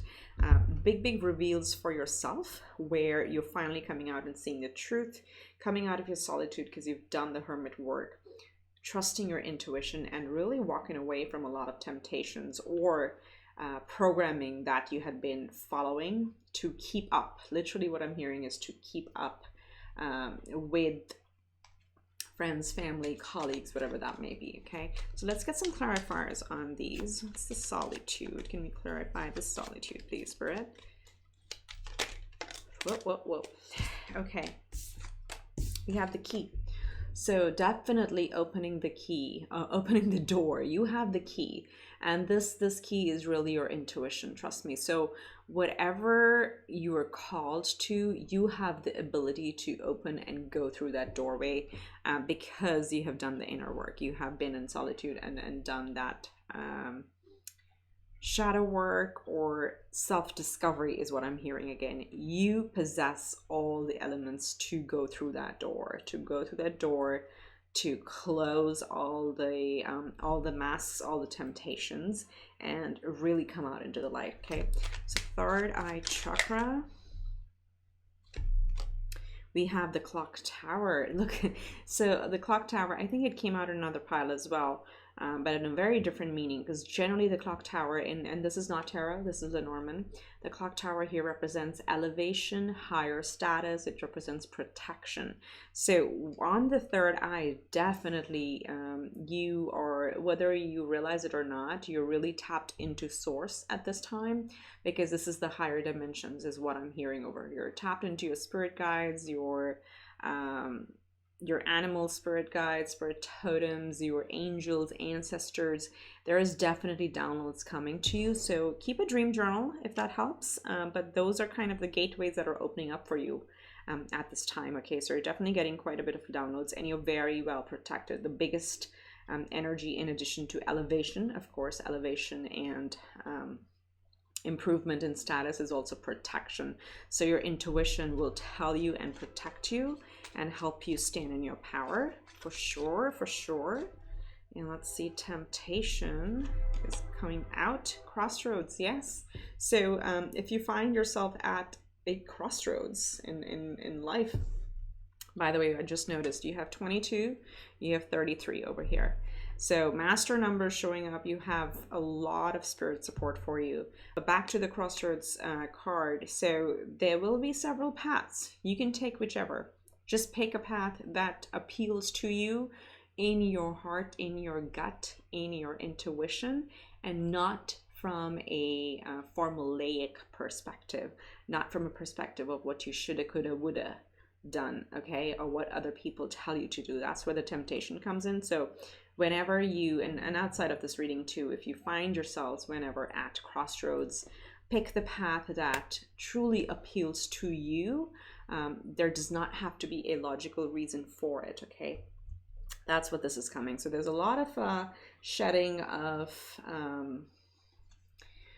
I want to say, wanting to please. And it's not like, I don't mean the energy of like you're sucking up to somebody. No, that's not the energy. It's like blending in, okay? There's been too much of blending in, which is kind of almost covered your identity as a soul completely with this darkness. And now it's the time to come out and shine and embrace the colors, whatever colors means to you, okay? So let's see, what are some of the astrological energies around this, around whatever is eclipsing out. This wanted to come through. So this is the second house. This is, what do you value? Oh my God, right, with temptation. Okay, so this is, as I said, second house rules our personal income. So what we earn, our own finances from our hard work.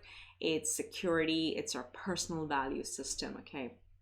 It's ruled by Venus. So it's the Taurus house ruled by Venus.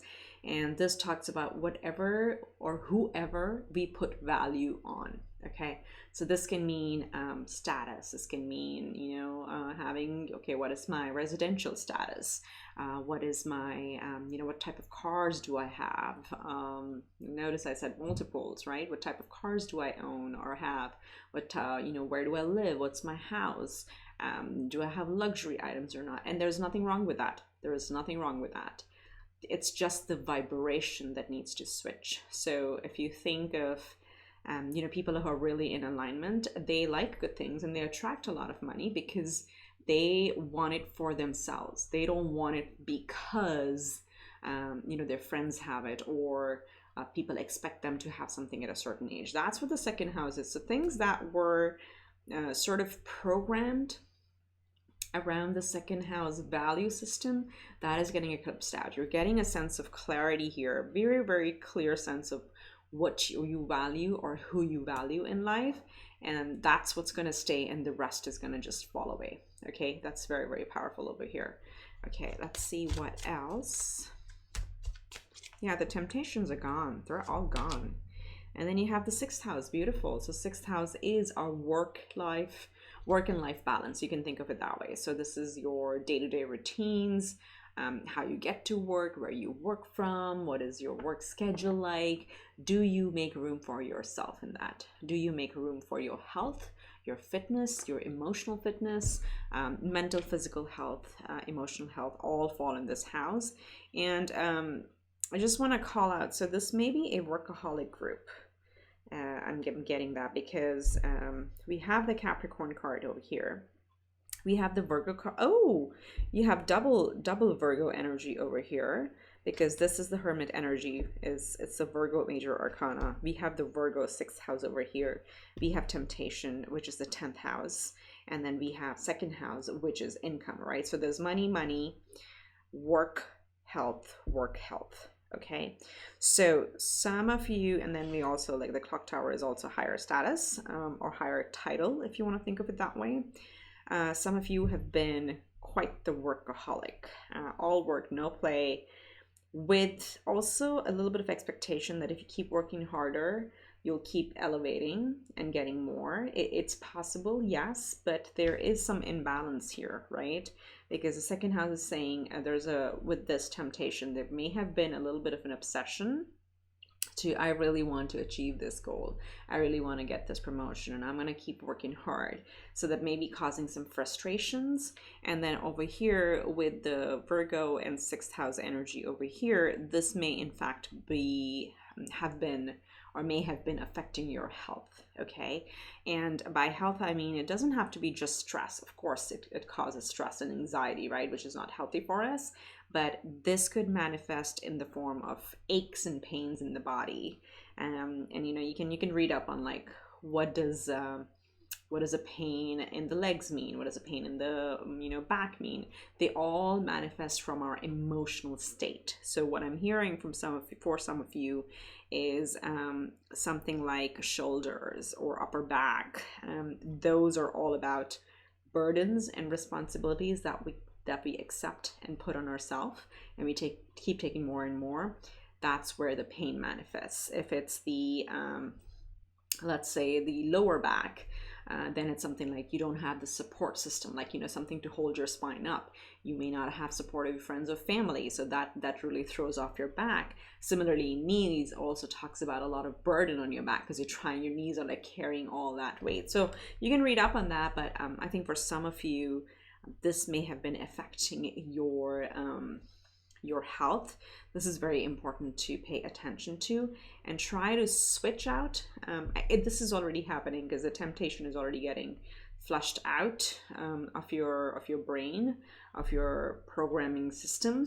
Okay, you're being rebooted, literally rebooted, with the third eye chakra coming right front and center over here, right? So the more you start valuing yourself, see, value system, second house, the more you start valuing yourself, the better, faster things are going to manifest for you.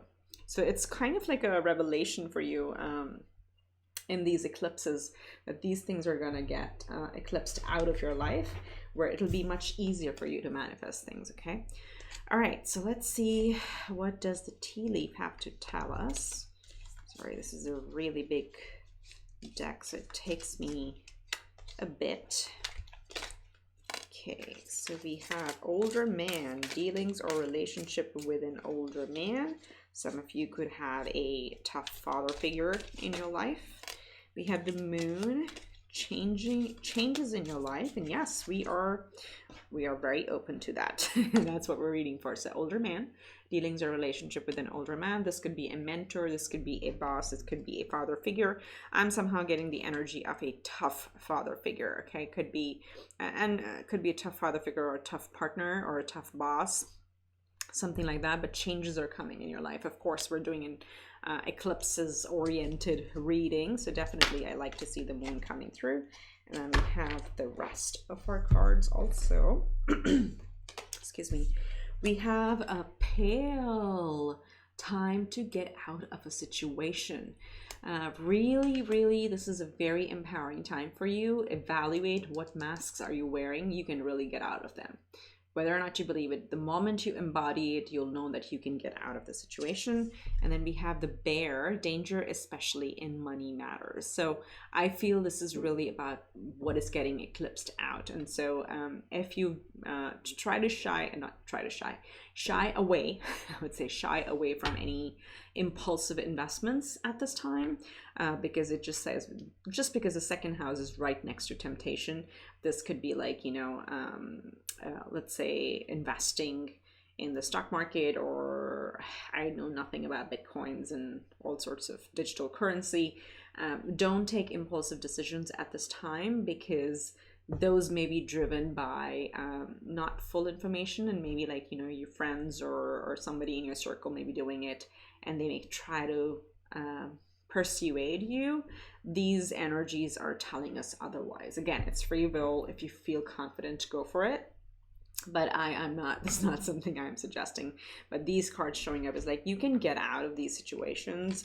There are going to be changes all around you, and especially in your value system. Your money, material abundance, your health, wealth is changing.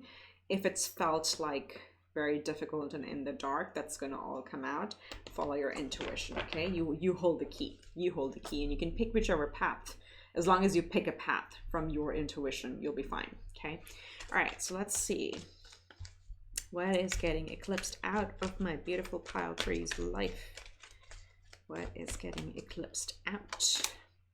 So, path is being cleared for peace. I am a being of love, and I release all negative energy. And really, I mean, that's showing up with the solitude energy over here. With the key, you're definitely on the right path. So embrace it, keep going towards it. I have pride. I love myself, and I see myself in everyone. So here we go. This is what we're talking about, 6th house and 2nd house. The more you value yourself, or you place your value, starting with yourself, taking care of your physical, mental, emotional health, the faster you're going to manifest things in your life. And you have perseverance. I know that I can do whatever I set my mind to. Look at that. So there's pride. You have 3 P's. I don't know where I read 3 P's. Is that marketing, product, pricing, placement? Oh man, that's like very old business management books that are coming to my mind right now. So weird. So some of you may be in marketing actually, as these are coming through. But you have perseverance. You hold the key. You can manifest whatever you want, you know, have confidence, have pride, like a healthy pride, and strive for peace. Your value should come from your own peace. Look at that. You have 8 of Cups and 10 of Cups at the bottom of the deck. Walk away from things that don't resonate true with you, and that's when you're going to actually find your true happiness. And this doesn't have to look like a family, okay? It could be anything for you. What is your 10 of Cups? That is going to come when you start valuing and putting energy towards the thing that you actually resonate with. Take off the mask, not what your partner or your boss or your colleagues or your family or your mother or your father or brother, sister tell you should do, because that's the mask that is coming off. That is what you're being liberated from at this point, okay? So you're going to come into some more self-discovery and see what you really want to do. Okay, let's see what Tarot has to tell us. One of them flipped. Yeah, look, this is what you're coming out of.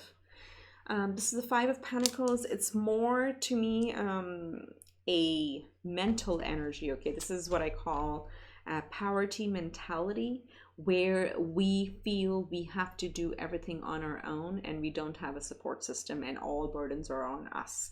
Because these people, they can literally literally knock behind them on the window or go around and knock on the door, because clearly there are people inside. It's warm, it's lit. All they have to do is ask for help, but they don't. They would rather suffer here in the cold because they feel they have to do it on their own. And this is what you're shedding away. So I keep looking at the pride energy over here. Don't let pride get in your way. Okay, it takes a lot of courage to accept help, and it doesn't have to be physical help. This could be just like, talking to a friend, like using somebody as a soundboard to run your ideas by, your philosophy by. But yeah, if you're driving yourself crazy trying to like color within the lines, but your heart is calling you to do something else, this is how you're gonna feel. You're gonna feel a little bit more like, especially like this coming right by the solitude energy, you may feel like you're on your own, and you're not. You are not. Your spirit team is really with you. You're getting a lot of downloads, okay? So just tap into those. But this phase is over. This phase is over. Let's see. Look, money is coming in good. It's coming in good. You have the Queen of Pentacles. Look at that jump, going from the 5 of Pentacles to the Queen of Pentacles. And we have another Queen, the Queen of Swords. This, my dear, is what? Is clarity. It is clear direction, clear communication. This cuts through any temptations and any BS from other people. She is smart. She is very intelligent, very intuitive. And whoa. We're gonna Okay, we'll take these two that flipped over, and the rest have got to go. So this may be like a sudden release for you. Well, of course, we're talking eclipses. They tend to move a little bit faster. So what was I saying? I was talking about the Queen of Swords, and all these cards came and they just disrupted everything. So this is again similar to the energy I get when you know, when we are not willing to make any changes, but then the universe does, and that's when the tower moments happen. So it sounds a little bit, or feels a little bit like that. That honor this. You are smart, you're intelligent, your intuition is on point. It's like, you know, being ready to cut out what doesn't resonate with us. And then this is the same energy as the key. You have the key to do whatever you want. You have the perseverance. This also says, I know what I can, that I can do whatever I set my mind to. So there's a lot of perseverance and self-belief. You can manifest whatever you want. You are the magician. You have all the elements available to you, within you, to create whatever you want to create. And you have the Six of Cups, and then you have the Seven of Swords. So Seven of Swords is again what I feel is getting eclipsed out. They're no longer, so this is what happens. Why do we wear masks? We wear masks because we want to be accepted, right? We want to be nice, we want to be accepted, we want to be flexible, we want to merge and blend with the families, right? And the ecosystem, or the people system, whatever we have around us. But while doing that, what happens is we often find ourselves tiptoeing around topics, tiptoeing around discussions and, you know, belief systems, and we are pretty much always on guard. So this is what is getting eclipsed out of your life. And also this represents other people who may have been, you know, not very honest and truthful to you. They will get eclipsed out of your life as well. Let them go. Release them. Let them go if that happens. But overall, I feel like this is you no longer needing to tiptoe around things, okay? Because you're coming into your true power. You are the magician. Don't forget this. You're coming into your true power. You're very, very powerful. Money will come through as long as you have a very clear direction and set your boundaries. And when you do that, when you're vibrating so high, following your intuition, guess what? You'll also come into a new tribe of people who will resonate with you, who will match your vibration, your true friends, okay? So there is a shift in, this energy actually has been coming up, not in today's reading and in general in this pick and card, but generally the energy of like finding your tribe has been coming up as I think the planets are moving forward. This energy is opening up for a lot of people, and this will help you come out of the feeling of you know, being on your own and feeling in solitude. You will find your community. That path is opening up, is what I see over here. Okay. All right. So let's see what Moonology has to tell us. This is beautiful. It's very, very beautiful. And didn't I tell, was it? Yeah, I told you guys, right? The more you honor yourself and value yourself, the faster you're going to manifest. Look, the Magician is showing up. He's the master manifester. So yeah, value yourself, stay true to yourself. Don't worry about anything else. It's just your own energies, and everybody's path is very unique. There should be no standards of who needs to achieve what by when. I think that's the truth that you're kind of coming into. You are very close to achieving your goal. My dears, you are very close to achieving your goal. Don't let there be any doubt on this factor. I really like this. It's not the time to give up. And then you have a time to give rather than take. So this is going back to, this is also, oh, I was going to say, she looks like the Virgo. It is new moon in Virgo. You have Virgo 3 times in your reading. So go check and comment below if you have major Virgo placements. But this season is really asking you and pushing you and poking you to pay attention to your own health, value yourself, and be kind of like in a generous energy. Don't be chasing too much, is what I'm hearing for you. And then we have expect powerful change, new moon eclipse. Okay, so powerful changes are coming for you. And what happens is when things get cleared out of our life, that happens because there's space being made for new things, right? But when the new things arrive, we've got to be ready. We got to be ready to take charge and, you know, charge ahead and make things happen. And for that, we need to rest up, right? We need to refuel. We need to reboot our batteries. And this is where Virgo is showing up again and again for you. So do that for yourself. You know, really take a break and pay attention to your health at this time. Okay.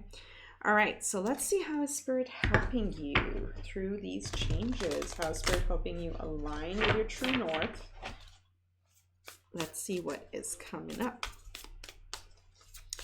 Pile 3. How is Spirit helping you? We have Earth pulsing. Pulse of the mother, slow down, time in nature. I can't make this up. There is pulsing, slow down, take a break. And if possible, take a break in nature. You see how she's just like laying there among the flowers. It's a meadow, and then it's just beautiful. But this is, again, same Virgo energy. We cannot ignore this 6th house energy. You need to take a break. And also if you're somebody who's like, this is not making sense at all, I take care of my health, perhaps reevaluate the way you're taking care the way you're taking care of your health. So you may have a pretty rigorous fitness routine, then this is just calling you to slow down. It's literally saying, put your finger on the pulse. And this is your, not just your physical pulse. How are you feeling emotionally, mentally? Physically also, right? And that's gonna like, can you slow down and breathe? Can you sit still? And by still, I mean, can you sit without an activity? Like, when was the last time you just sat and looked out the window without a device? Okay, so this is what Spirit is really showing you, that you're going to benefit a lot if you spend some time in nature. Spirit is really helping you discover the true pace, and as you slow down, the more messages you will get. Okay, what is this one here? Star Keeper, Cosmic Ancestor, seed the light by staying grounded. Again, more grounding energy, more Virgo earth energy coming through. But this is the Star Keeper. Okay, so you're definitely getting some down. Oh, right here, third eye and the crown. You're getting some downloads. So you need to make space for it. You need to slow down a little bit, stay grounded. Definitely your ancestors and your spirit teams are trying to get in touch with you. Okay, so try some free meditations. There are many on YouTube. You can try some sleep meditations that help you connect with your spirit guides. That would really be powerful at this time for you. And let's get one more. We have the Courageous Peony.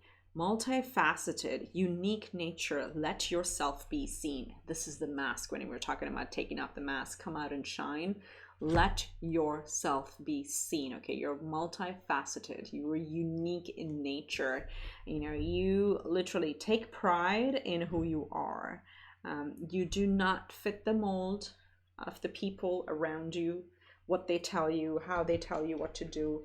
You do not fit that mold. You are unique. Embrace it. Embrace it. And Spirit is really helping you by clearing the pathways, taking all these elements and temptations out, so you can come out and shine and be your authentic self. And the more you do it, the quicker you manifest. Yeah. All right, so let's close out your reading with some final messages from Spirit. Let's see what your Spirit team wants to tell you. What do my pile 3 need to hear?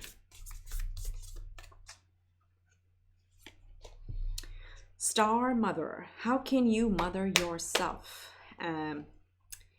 Literally, that's what the entire reading has been about. How can you mother yourself? Virgo energy again, earth energy again. It is about nurturing yourself, nurturing your body, your mind, and your soul.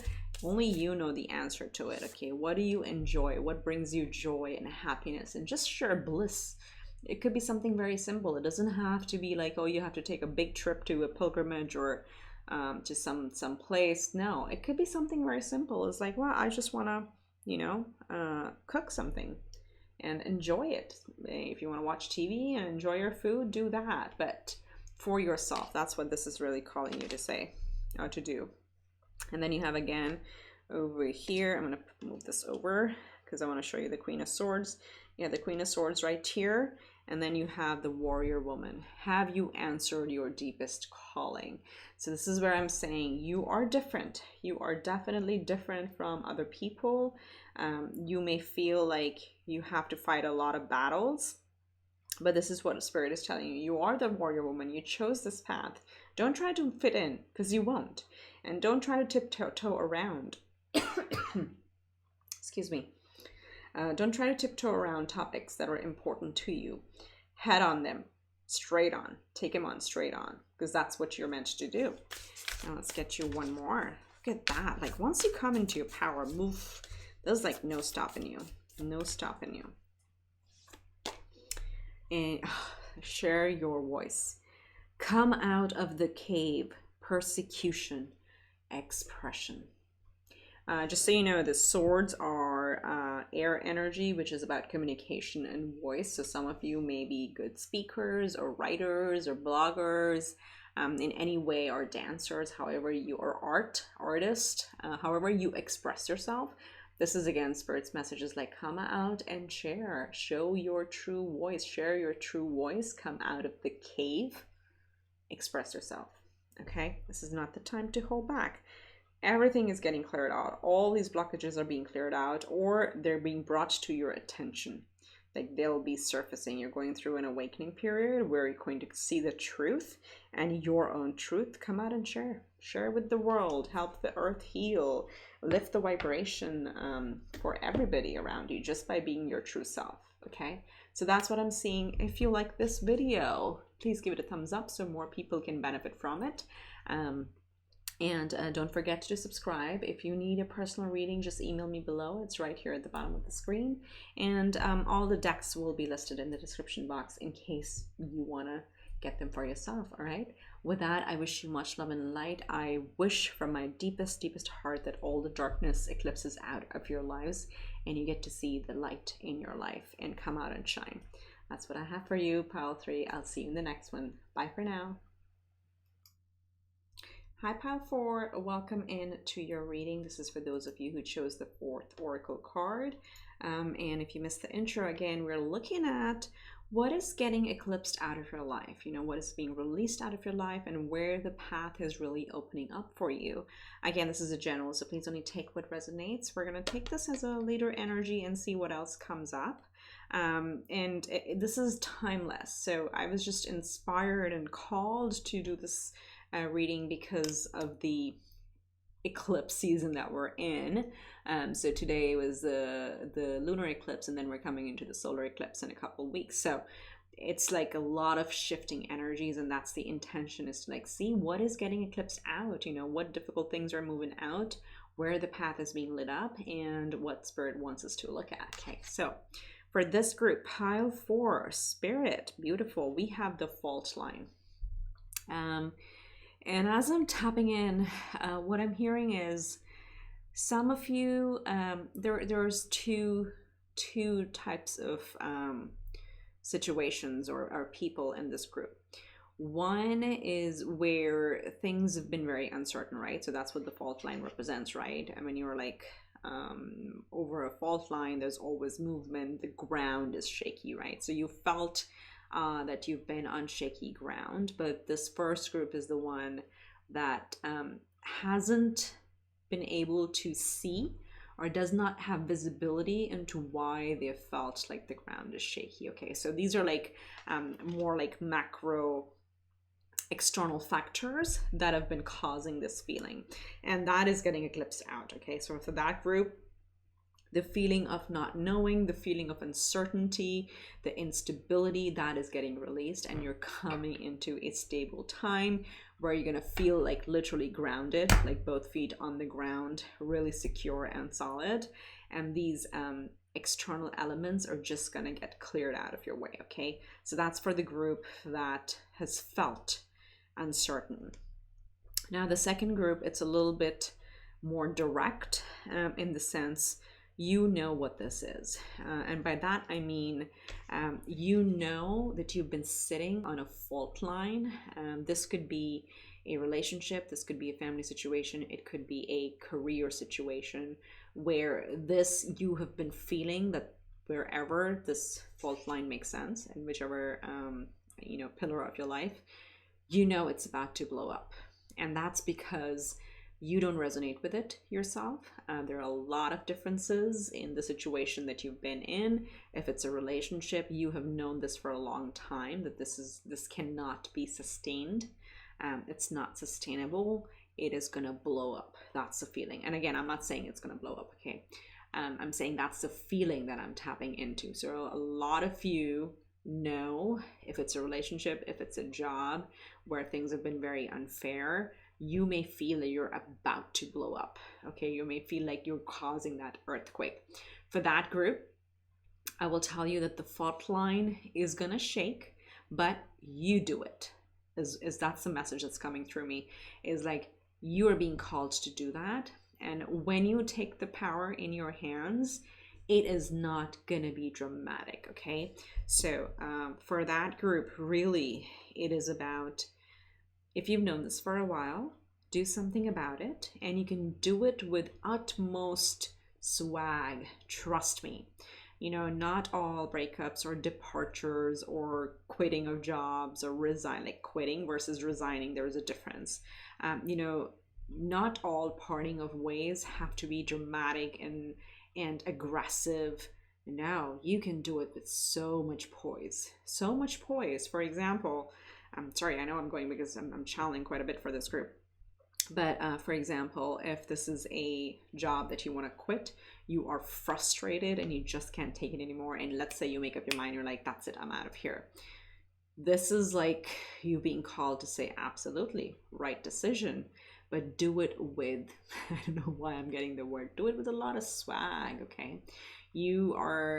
It's called, like the art of negotiation. There is an art of diplomacy where you get to walk away. Yes, there'll be bittersweet feeling if you're walking away from something you worked on for a very long time, but you walk away with your chin up, head held high, and you resign. You don't quit. You say, I hereby resign, so I can figure out what is next for me. And I wish this could have been in a different path.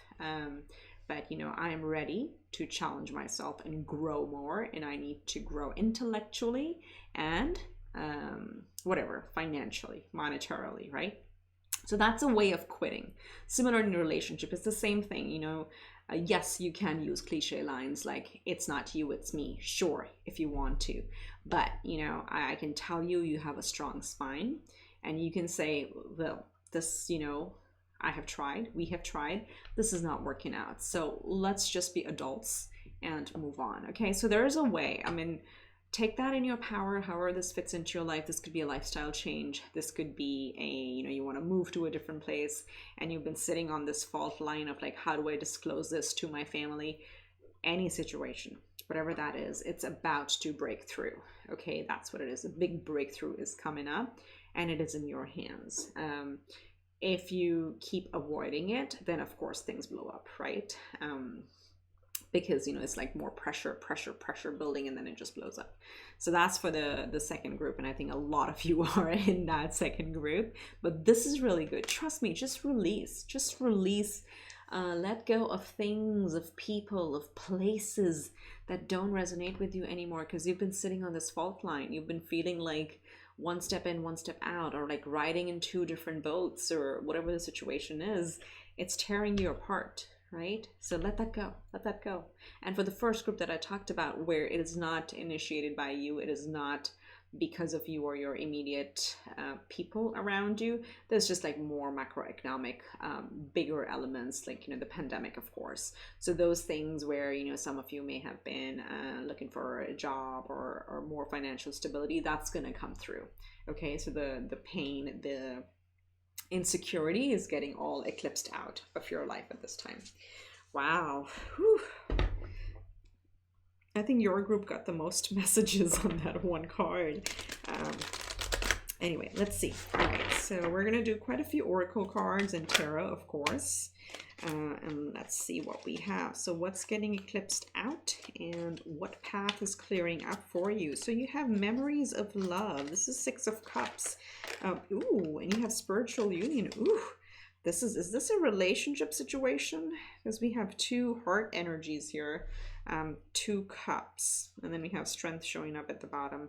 So you've been really strong. Again, if you're, think about like trying to balance on something very shaky, right? It takes a lot of strength. It actually takes a lot of quad strength, right? Your legs have got to be very strong. Your core has got to be strong. But you have Six of Cups. You have spiritual. Look at the path clearing up. You have memories of love, Six of Cups and Two of Cups, which is called in this deck the spiritual union. Let's get one more. This is beautiful. I think your pile is the only one where the card here is black and white, and like really bright colors are coming here. For I think all of the other piles, if I'm not wrong, pretty much everyone had quite a few colors here. So that is very interesting. Things are becoming more black and white for you.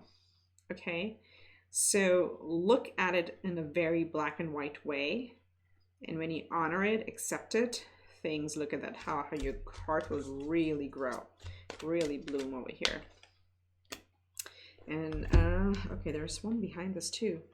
Oh, heart chakra. What did I say? Oh my God. Thank you, Spirit. I love when this happens. And then you have discontent and boredom, which is also the Four of Cups. So you have Two of Cups, Four of Cups, and Six of Cups. You have two fours here. So you may be seeing repeating numbers like 4 4s or 1 1 1s, or even 2s or 6s. Well, that's not so much, but 4 4 4 may be something that you see. Heart chakra. So when you make this change, your heart is gonna really open up and expand. This feeling of discontent and boredom is leaving your life. Okay, and why do we feel discontent and bored? Because we're trying to stay in a place, in a role, in a relationship, in like mother, daughter, father, whatever we are, whatever role we have in the family. When we get fatigued of playing that to other people's expectations, that's when discontentment and you know, kind of lethargy sets in, right? Life feels very monotonous and boring, but that is getting eclipsed out. The more you own this fault line and you make that change, again, with a lot of swag and pizzazz and sass even, look at the things coming through. Heart chakra is opening up. You are attracting your true spiritual partner. And if you're already in a connection, your connection is getting even stronger. For some of you, you're getting out of a relationship and into something that is going to really, really resonate with you. And this is for the long term. For others of you, those who are single, you're definitely coming into a spiritual union. For those who've been single, you may have been single for a long time with this energy over here, and that's going to change, okay? And then you have memories of love. So there is a sense of nostalgia here, but you are coming into your soul group. So this is Six of Cups. You're coming into union with people that you're going to make memories with. So this is, wow, flat out all heart energy. This is all relationships of all sorts. Take it how it fits your situation. But this pile, everything is around the heart chakra. Also do some heart meditations if you can, heart chakra meditations. Also fun fact, you can open your heart chakra by doing some chest expanding exercise, you know, like where you like open your arms like that. Please look it up. So that will physically, or doing some yoga poses that are called opening the chest, right? Opening the heart chakra. Those will open up and really align you with what you like, because when the physical body expands or gets flexible and moves, you know, energy starts flowing better, right? So you're better aligned with those things as well. Anyway, if you wanna try yoga, please do. I love it. I'm biased. Okay, let's get some clarifiers on these. I want to get first here, discontent and boredom. What is this about? Let's see. Yes, okay. The flipped, we will take it. So the tree in Lenormand really talks about good health. It talks about mind, body, soul, but it's at the end of the day, it is wisdom. And you know, this is the oak tree that has grown over time and has a lot of roots, okay, a lot of staying power. And the main thing is, you know, you may have gone through some level of awakening or enlightenment where you've learned a lot, and you've learned that your ideals are very different from those of the people around you. And that's where the discontent and boredom sets in, is because we feel a little disconnected with the people around us, because our philosophies or things that we have learned are so different than what we're conditioned to believe, right? So that comes in over here. So this is really wisdom, but also, what was that quote? Where let your roots be so strong that the strongest wind doesn't even phase you, right? There's a Buddhist quote around it. I think that's relevant to you. And you know, if your roots are really strong, none of the earthquakes are gonna really bother you. That's what I'm feeling. But on the boredom, the reason may be because your point of view on life is so different than those around you. And that kind of sets in sometimes as like feeling a little disappointed, a little, not disappointed, maybe a little disheartened, because you've uncovered some truths. You've opened your heart to the reality of how beautiful life can be. But it's so hard to convince other people who are set in their ways. And sometimes they can be your parents, your family, your siblings. And then there's a little bit of sadness that comes through, as like, oh, I wish I could show them there's so much more than the mundane stuff that we are attuned to doing. Okay, so some of you may be like feeling that way, but I'm really feeling it's a philosophy that may be different. Okay, I'm just gonna put this here because I hadn't even asked which one I wanted to get. I feel it's like on this as well. And with the fault line, yeah, I'm probably gonna put it over here. With the fault line, what I'm getting is like Spirit is also asking you to be like the fox. Oh, there's a lot of glare. To be like the fox where, can you see it? There you go. To be like the fox, very quick on your feet as things shift, because with eclipses, things shift pretty quickly. And we have to be able to be, you know, really quickly change directions. And the fox is the most adaptable animal. This could also be your spirit animal for some of you, or your spirit guide. So just read up on that if that's the case, or if you see foxes in your dreams. But this is really saying, be flexible, you know, stick to your ideologies, but be open to the paths. Okay, be open to like people that come into your life. Just be open and just follow your heart. Some of the people may be very different than who you've let's say had in your friend circle in the past. That's what I'm hearing. So just be open is what I'm getting. Okay, you have a lot of abundance coming through with the fish flipping over. This really talks about money. So a lot of abundance coming through, which is not a surprise, because when our heart is open, we attract the highest vibration, and with that comes money, because Venus rules money and love, right? So both go kind of hand in hand. Okay, so let's get a clarifier on the Six of Cups, the memories of love. Is this eclipsing out or coming in? Coming in. You have the Rider. So again, you have new people coming in. A Rider can also be literally this interesting, because the Rider to me is like a partner. This is like the Knight of Cups who comes towards you with an offer. So this is possible that the person that you come in touch with, they may have a very compatible friend circle for you. So this could be all connected, or this can also mean that a friend becomes a lover, things like that, right? That you may not have thought before. But this is, again, people coming towards you that vibrate just as you. Spiritual union, you have the Anchor, stability. For those of you, the first group that felt on shaky ground without knowing why, stability is coming, okay? Stability is coming, spiritual union is coming. You're going to feel very stable and very connected in this connection, if this is a one specific connection. Otherwise, very connected to yourself, and with your divine feminine and masculine in complete harmony, okay? You're going to feel very stable in life. And let's just get on the heart chakra, if there's anything specific on this.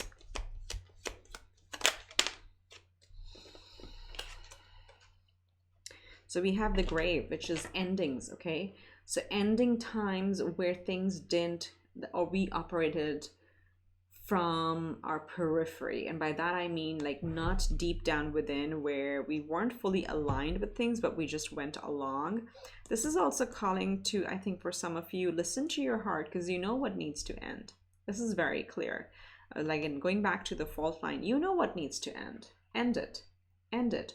Or you know what is ending. If it's not you who's doing it, if another person is doing it, you can almost, you know, it's like you can see it coming, but you may be holding on to it. This is spirit just saying, let it go. You know, I remember seeing this, I wish I could just draw right here, because I'm seeing, they're showing me a visual. And this is a picture of, and whatever, however you see God. Okay, there's God standing here, and there's a little girl over here. And you know, God is asking the little girl to hand over the little teddy bear that she has in her hand, and she's just holding on, clutching onto it. And God says, trust me, I have something better for you, let go of it. And literally behind God, in their hand, they have a giant teddy bear. Okay, so it's like a way of showing in a very kid-friendly way. It's like, you know, sometimes we have to let things go, even if they're very near and dear to our heart. That's because the universe has something much bigger planned for you. So if you're sitting on the fault line, get off of it. Get off of it. You will feel so happy and so stable. And what your heart knows needs to be ended. Okay, that's definitely coming through very strongly.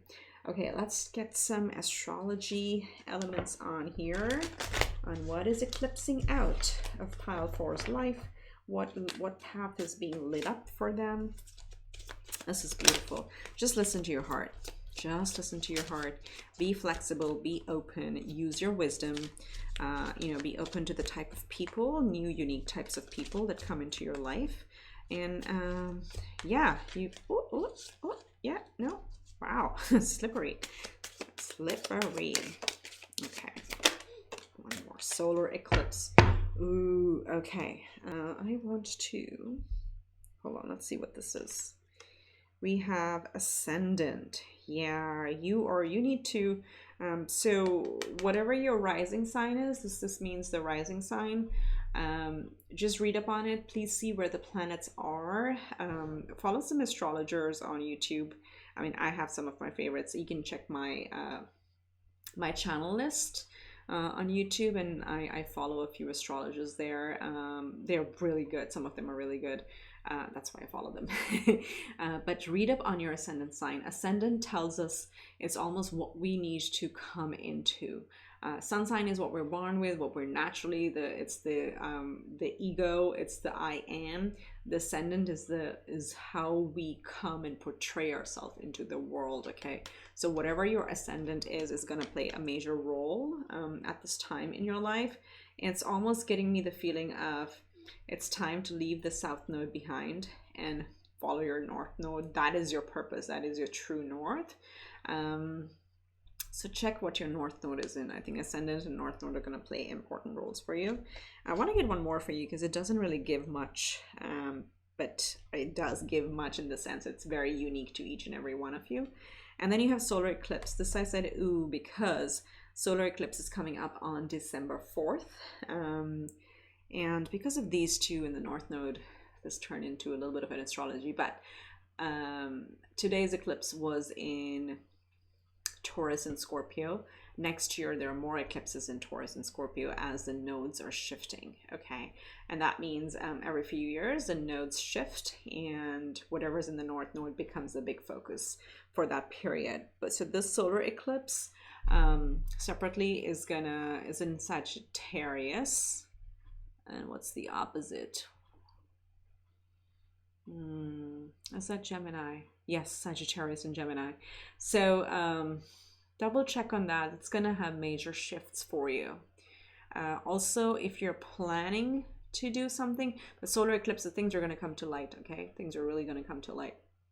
If you're planning to do something, it's just like a, you know, a few days before, a few days left, even a week, or even like 10 days before or 10 days after the solar eclipse is a good time to make big changes if you want to initiate them. But generally it comes with big change energy overall, okay? So that's coming through for you. So in any of these areas that we've been talking about, there could be big shifts coming through very, very quickly for you. Let me get you one more, although I feel ascendant is pretty clear. Let's see what else. Spirit, give us more, one more.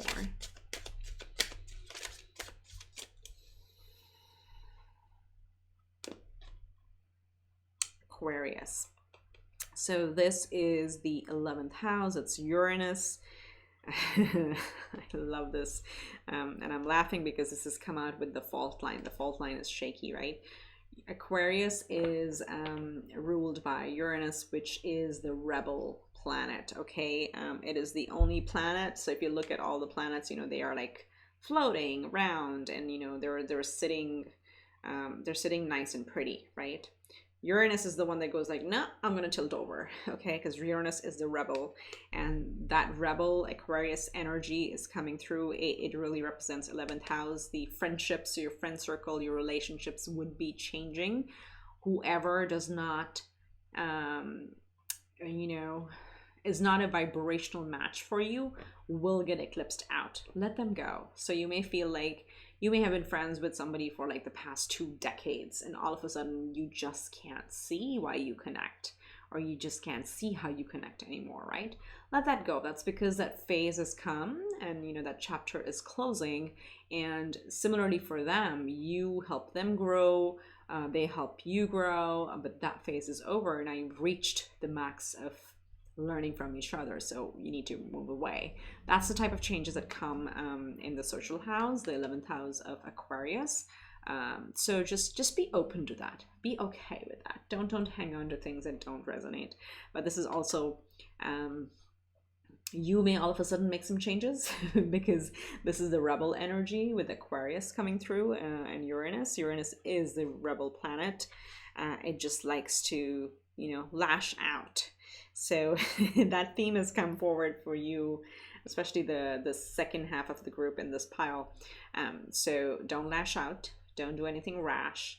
Be poised. Be mature. Walk in grace is what I'm hearing. And you can make powerful changes, and you can walk in grace. They're not mutually exclusive, but they can both coexist. So this is what I'm hearing, okay?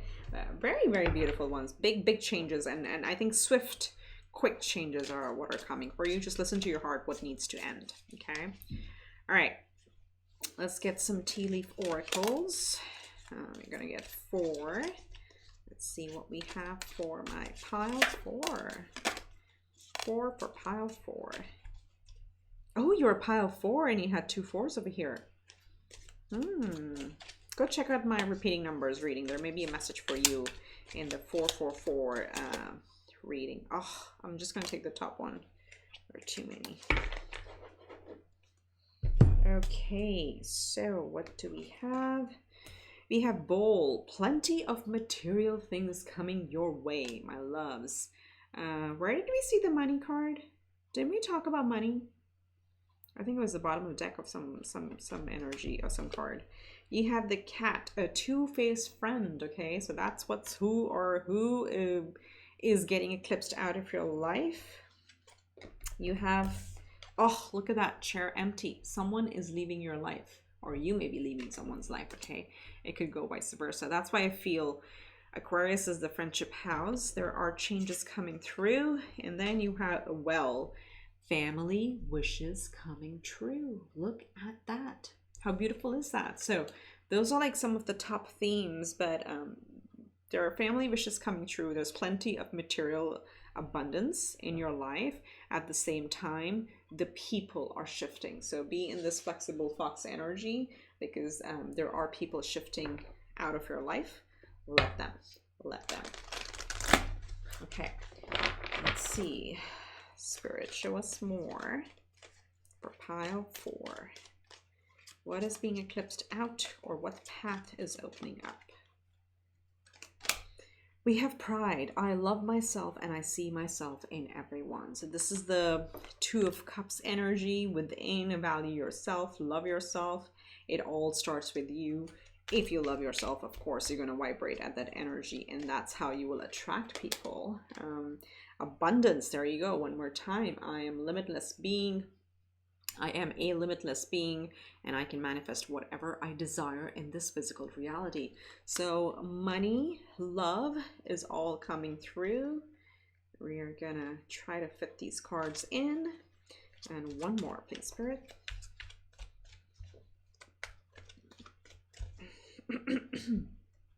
Excuse me. Oh, come on. I want the bottom one. Fear. See, there are some stuck energies. There's some fear sitting in this fault line. That is what needs to go. I realize that I'm testing my resolve to live in the energy of love. Love and fear cannot coexist. Okay, that's where we know very clearly. So tap into the energy of love and abundance and pride and, you know, self-love, and let fear eclipse out of your life. Okay. Fear is ego. You don't want to tap into that, because that boxes you in. Your fear and your ego. Ego is meant to keep us safe and protected, but super predictable. It does not let us color outside the lines and says, oh my God, you're going to mess up. I'm afraid. Okay. I don't know why I said it that way. I have no idea. But that's kind of I feel like if you shift, I told it to another pile, if you shift your mindset to seeing fear as the enemy, seeing fear as the ego, and the ego trying to trick you, and tell yourself, if you're fearful, you're an egotist.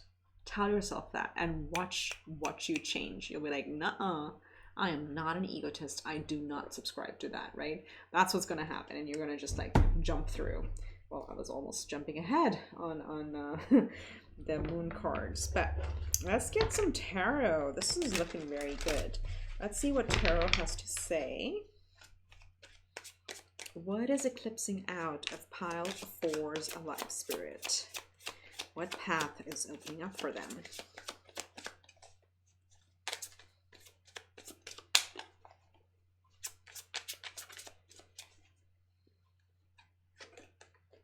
Oh, what path is opening up?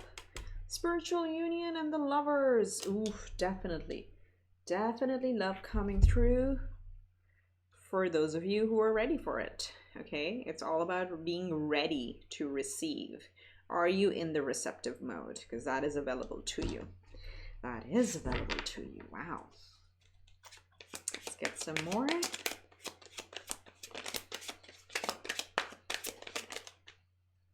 There's your money. Wow, there is the sun. Wow, look at this. I told this group you have money and love both coming in.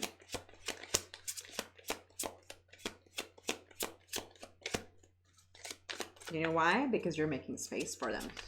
That's why.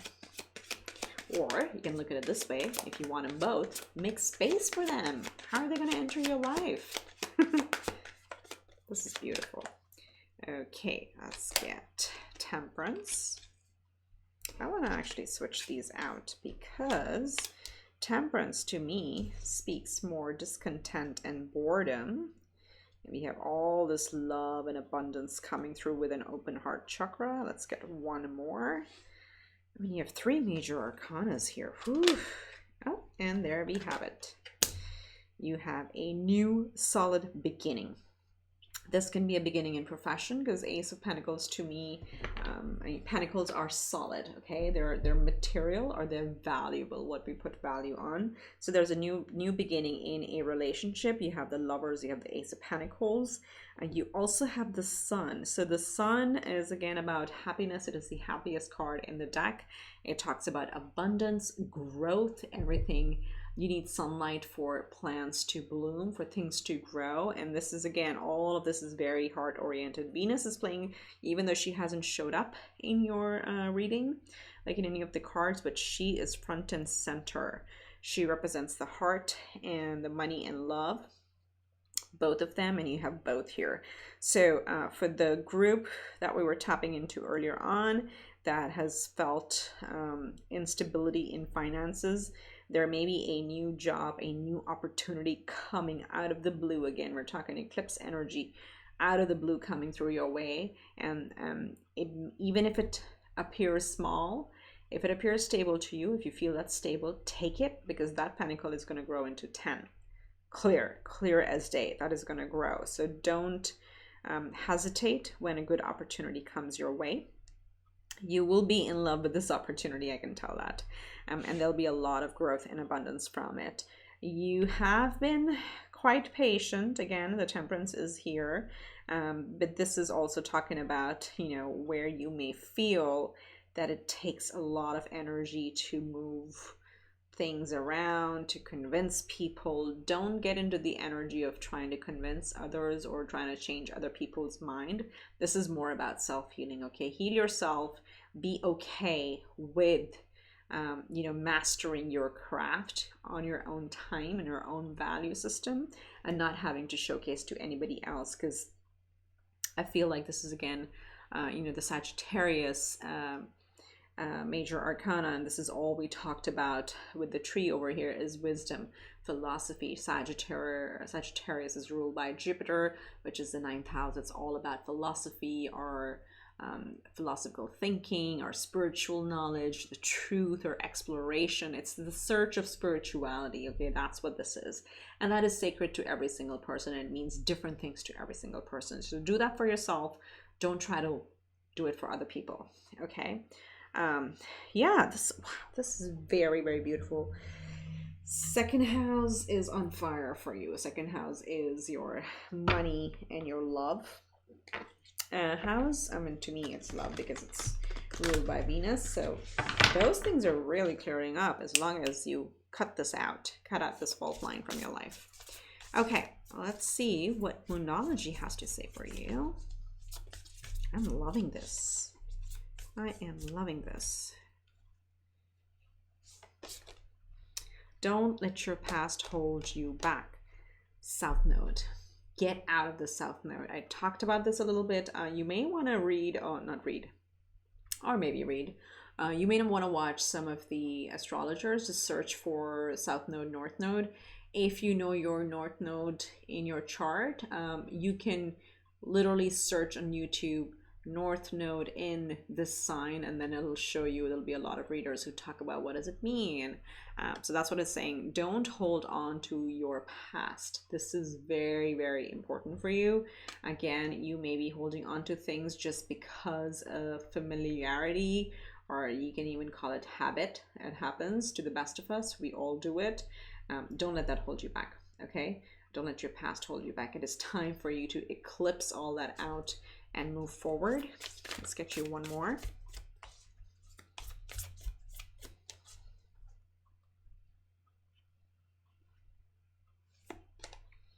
Your dreams need a practical plan. Full moon and Taurus, again, second house showing up for you. So start putting together a plan.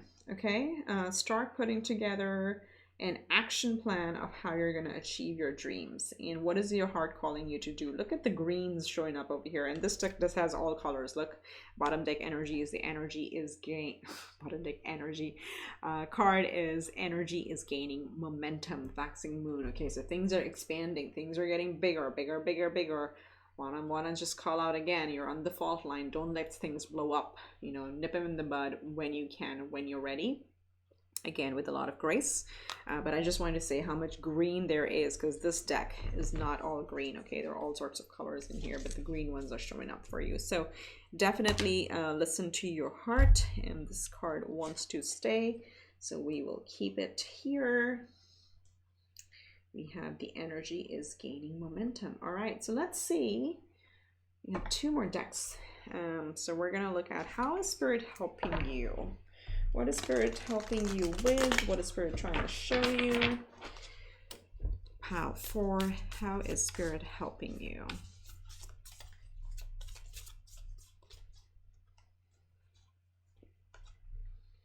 This came out for another pile too. Star Keeper, Cosmic Ancestor, seed the light by staying grounded. So again, stay grounded. That's important. As I said, no impulsive decisions, no impulsive risk taking. Don't blow up. You can be the rebel, but you don't have to act like a rebel. They can be done with a lot of grace. But back to this, like your intuition is really lit up at this point, okay? And you can at this time try to tap into your cosmic team, your divine team, your spirit guides, your ancestors. You can do some guided meditations to tap into that because you're getting quite a bit of downloads. Okay, so spirit is really helping you see things very clearly at this point. You have to be open to it. Okay, let's see how else is spirit helping you.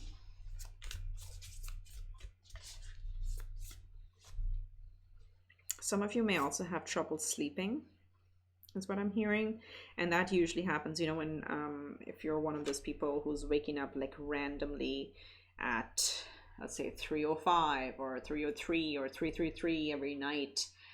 That's what's happening. You're going through some spiritual awakening where you're getting a lot of downloads, and what happens is like there's so much energy that our physical bodies have a hard time grasping all of that, and that's why we wake up. Okay, so when that happens, wake up and say, okay, spirit, why am I awake? What do I need to know? And just ask that question, and see if the answer comes, or then, but if you let it out, then you can also go back to sleep, and then eventually the answers will surface. You, of course, oh my god, I'm laughing. Look at this card. You got the love. Yes, love, love, love, love, love, love. Taurus is also love. Oh my god, there was something else. Abundance, wishes coming true. You got the love. Hadarian energy, codependency, boundaries. So that's what's getting out, okay? Set up your boundaries.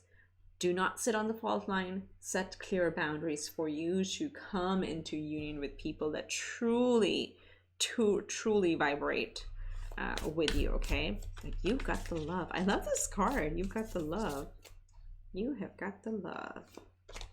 And then, so Spirit is again helping you see that. And then you have Earthed, learning how to be human in the world, but not of it. So yeah, it is normal. Like Spirit is saying, it is normal for you to feel like you just don't belong in this world. And that happens because, you know, we know we're in shaky ground. We know something is not right, something is not true, or we don't feel fully ourselves. That is normal because you're trying to align with your true north. But some of you may literally dream of your past lives with this energy coming, because you're here on Earth learning to be of Earth. Okay, this is called the Earth School. So, you know, all of our souls, we sign up to come here to experience the human form and go through experiences so we can come out and thrive, but then we can also hold the hands for other people who are going through similar experiences. Okay, so that's something your soul shows. So this is just Spirit, you know, kind of confirming for you. Yes, it's okay to sometimes feel a little discontent and may feel that you don't belong, but actually you're here to learn and thrive and also show others. And yes, you've had past lives on other planets or other star systems overall. Okay. All right. Let's close out your reading, pile 4, with final messages from Spirit. Spirit, what would you like pile 4 to hear? What do they need to hear? I think yours is by far the most beautiful reading. Again, I'm biased. I like them all. But I think this is very clear. This is completely in your hands. Dance with life. Do something to change your energy. If you're feeling bored, if you're feeling complacent, if you're feeling like nothing makes sense, change up your energy. Some of you actually may really benefit literally from dancing, okay? I'm hearing that. So just put on some music, you know, just dance around in your house. You can dance on your own. You don't always need a partner to dance with. Just have fun. Do yoga, go for a run, but do something more fluid. Okay, don't go do weights, because I think there is some agitation in your energy with this here at the center. So don't do heavy aggressive exercises, like don't do a P90X. And I mean, it's up to you, okay? But this is what I'm really hearing is like, not aggressive, what do they say, like HIIT workouts. Okay, HIIT workouts are probably just going to drain you out, but they're not going to switch up your energy as much as something more fluid like swimming or dancing, or I don't know, I don't know what other fluid exercises there are. Water would help as well. Let's see. Okay, what else, Spirit? 2 more messages. What does pile 4 need to hear?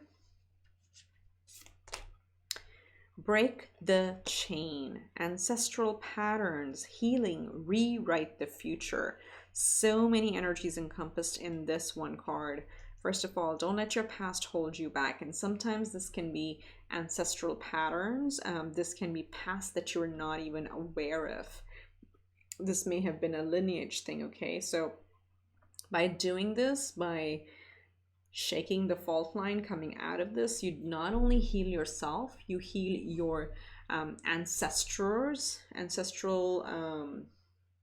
what is it called, lineage, okay, going back and going forward into the next generation. So this is where breaking the chain is actually a very, very big deal. If you don't know, so let's say you're here, these are your ancestors, and then these will be your children and future generations if you choose to. So when you change the course of your life, you have fixed the karma for yourself and your future generations, but you have also healed the previous generations. Okay, so this is not a small thing. So let's say if you feel like that, what is that metaphor? Like feeling like the black sheep that doesn't fit in the family. That is for a reason, because you signed up to come and break that karma. It will be difficult, but once you own it, once you change it, and yes, you may feel that there are not too many people supporting you, but once you do it, everything shifts. You heal all your ancestors and you heal your future generations. And sometimes that can be a big inspiration for people who know something needs to change, but they stay, for example, in a relationship, you may stay for children, right? But when you realize the truth that if you stay in something toxic, something that is not healthy, and you stay, let's say, saying we stay for the children or something like that, you're suffering, yes, and you're okay with that, which is very wise, but you're actually putting the same karma on the next generation. Whereas when you break it, it's going to be difficult in the short to mid term, but in the long term, you have cleared your karma, you have nothing more to do, right? Nothing more to fix. And that section or that piece of karma has now been broken. You have broken the chain. It will not transition on to the next generation. Okay, so that sometimes I think some of you need to hear that, because that can be a big turning point in your journey, where you realize you can heal forward and backwards once you break the chain. So please read that. Ancestral patterns, healing, rewriting the future. That's what you're doing, and that's what Spirit wants you to know. Okay, wow. You could just close the reading right there, seriously. Let's get you one more message. And we have Council. Wow, Council of Light. Divine orchestration, helpers in the subtle realms. You are definitely tapping into your spirit team. You have a lot of protection and a lot of guidance. Like, this is your entire spirit team is working around the clock. And sometimes when the energy, like we have this here, right? The energy is gaining momentum. When the energy gains really a lot of momentum, just trust it, because you have a lot of protection, and it's like divine orchestration. Okay, the universe is moving mountains for this thing to come right in front of you, for you to take it, change it, so you can change the course and trajectory of your life. Okay, you have a lot of protection and guidance over here. Wow. Whew. Those are the messages for you, pile 4. If you like it, give it a thumbs up so even more people can see this message and heal, and just hear some inspiring words to help them on their journey. Again, I really appreciate having you here and sharing your energy and lending your energy to this tribe. If you haven't, do hit that subscribe button and comment below if this resonates, and also what you would like me to do a reading on next. Okay, I'm always looking for what people want to hear about. Okay, with that, wish you much love and light. May all the fault lines eclipse out of your life, and how you get a lot of light, love, and abundance in your life. Okay, wish you the best. I'll see you in the next one. Bye for now.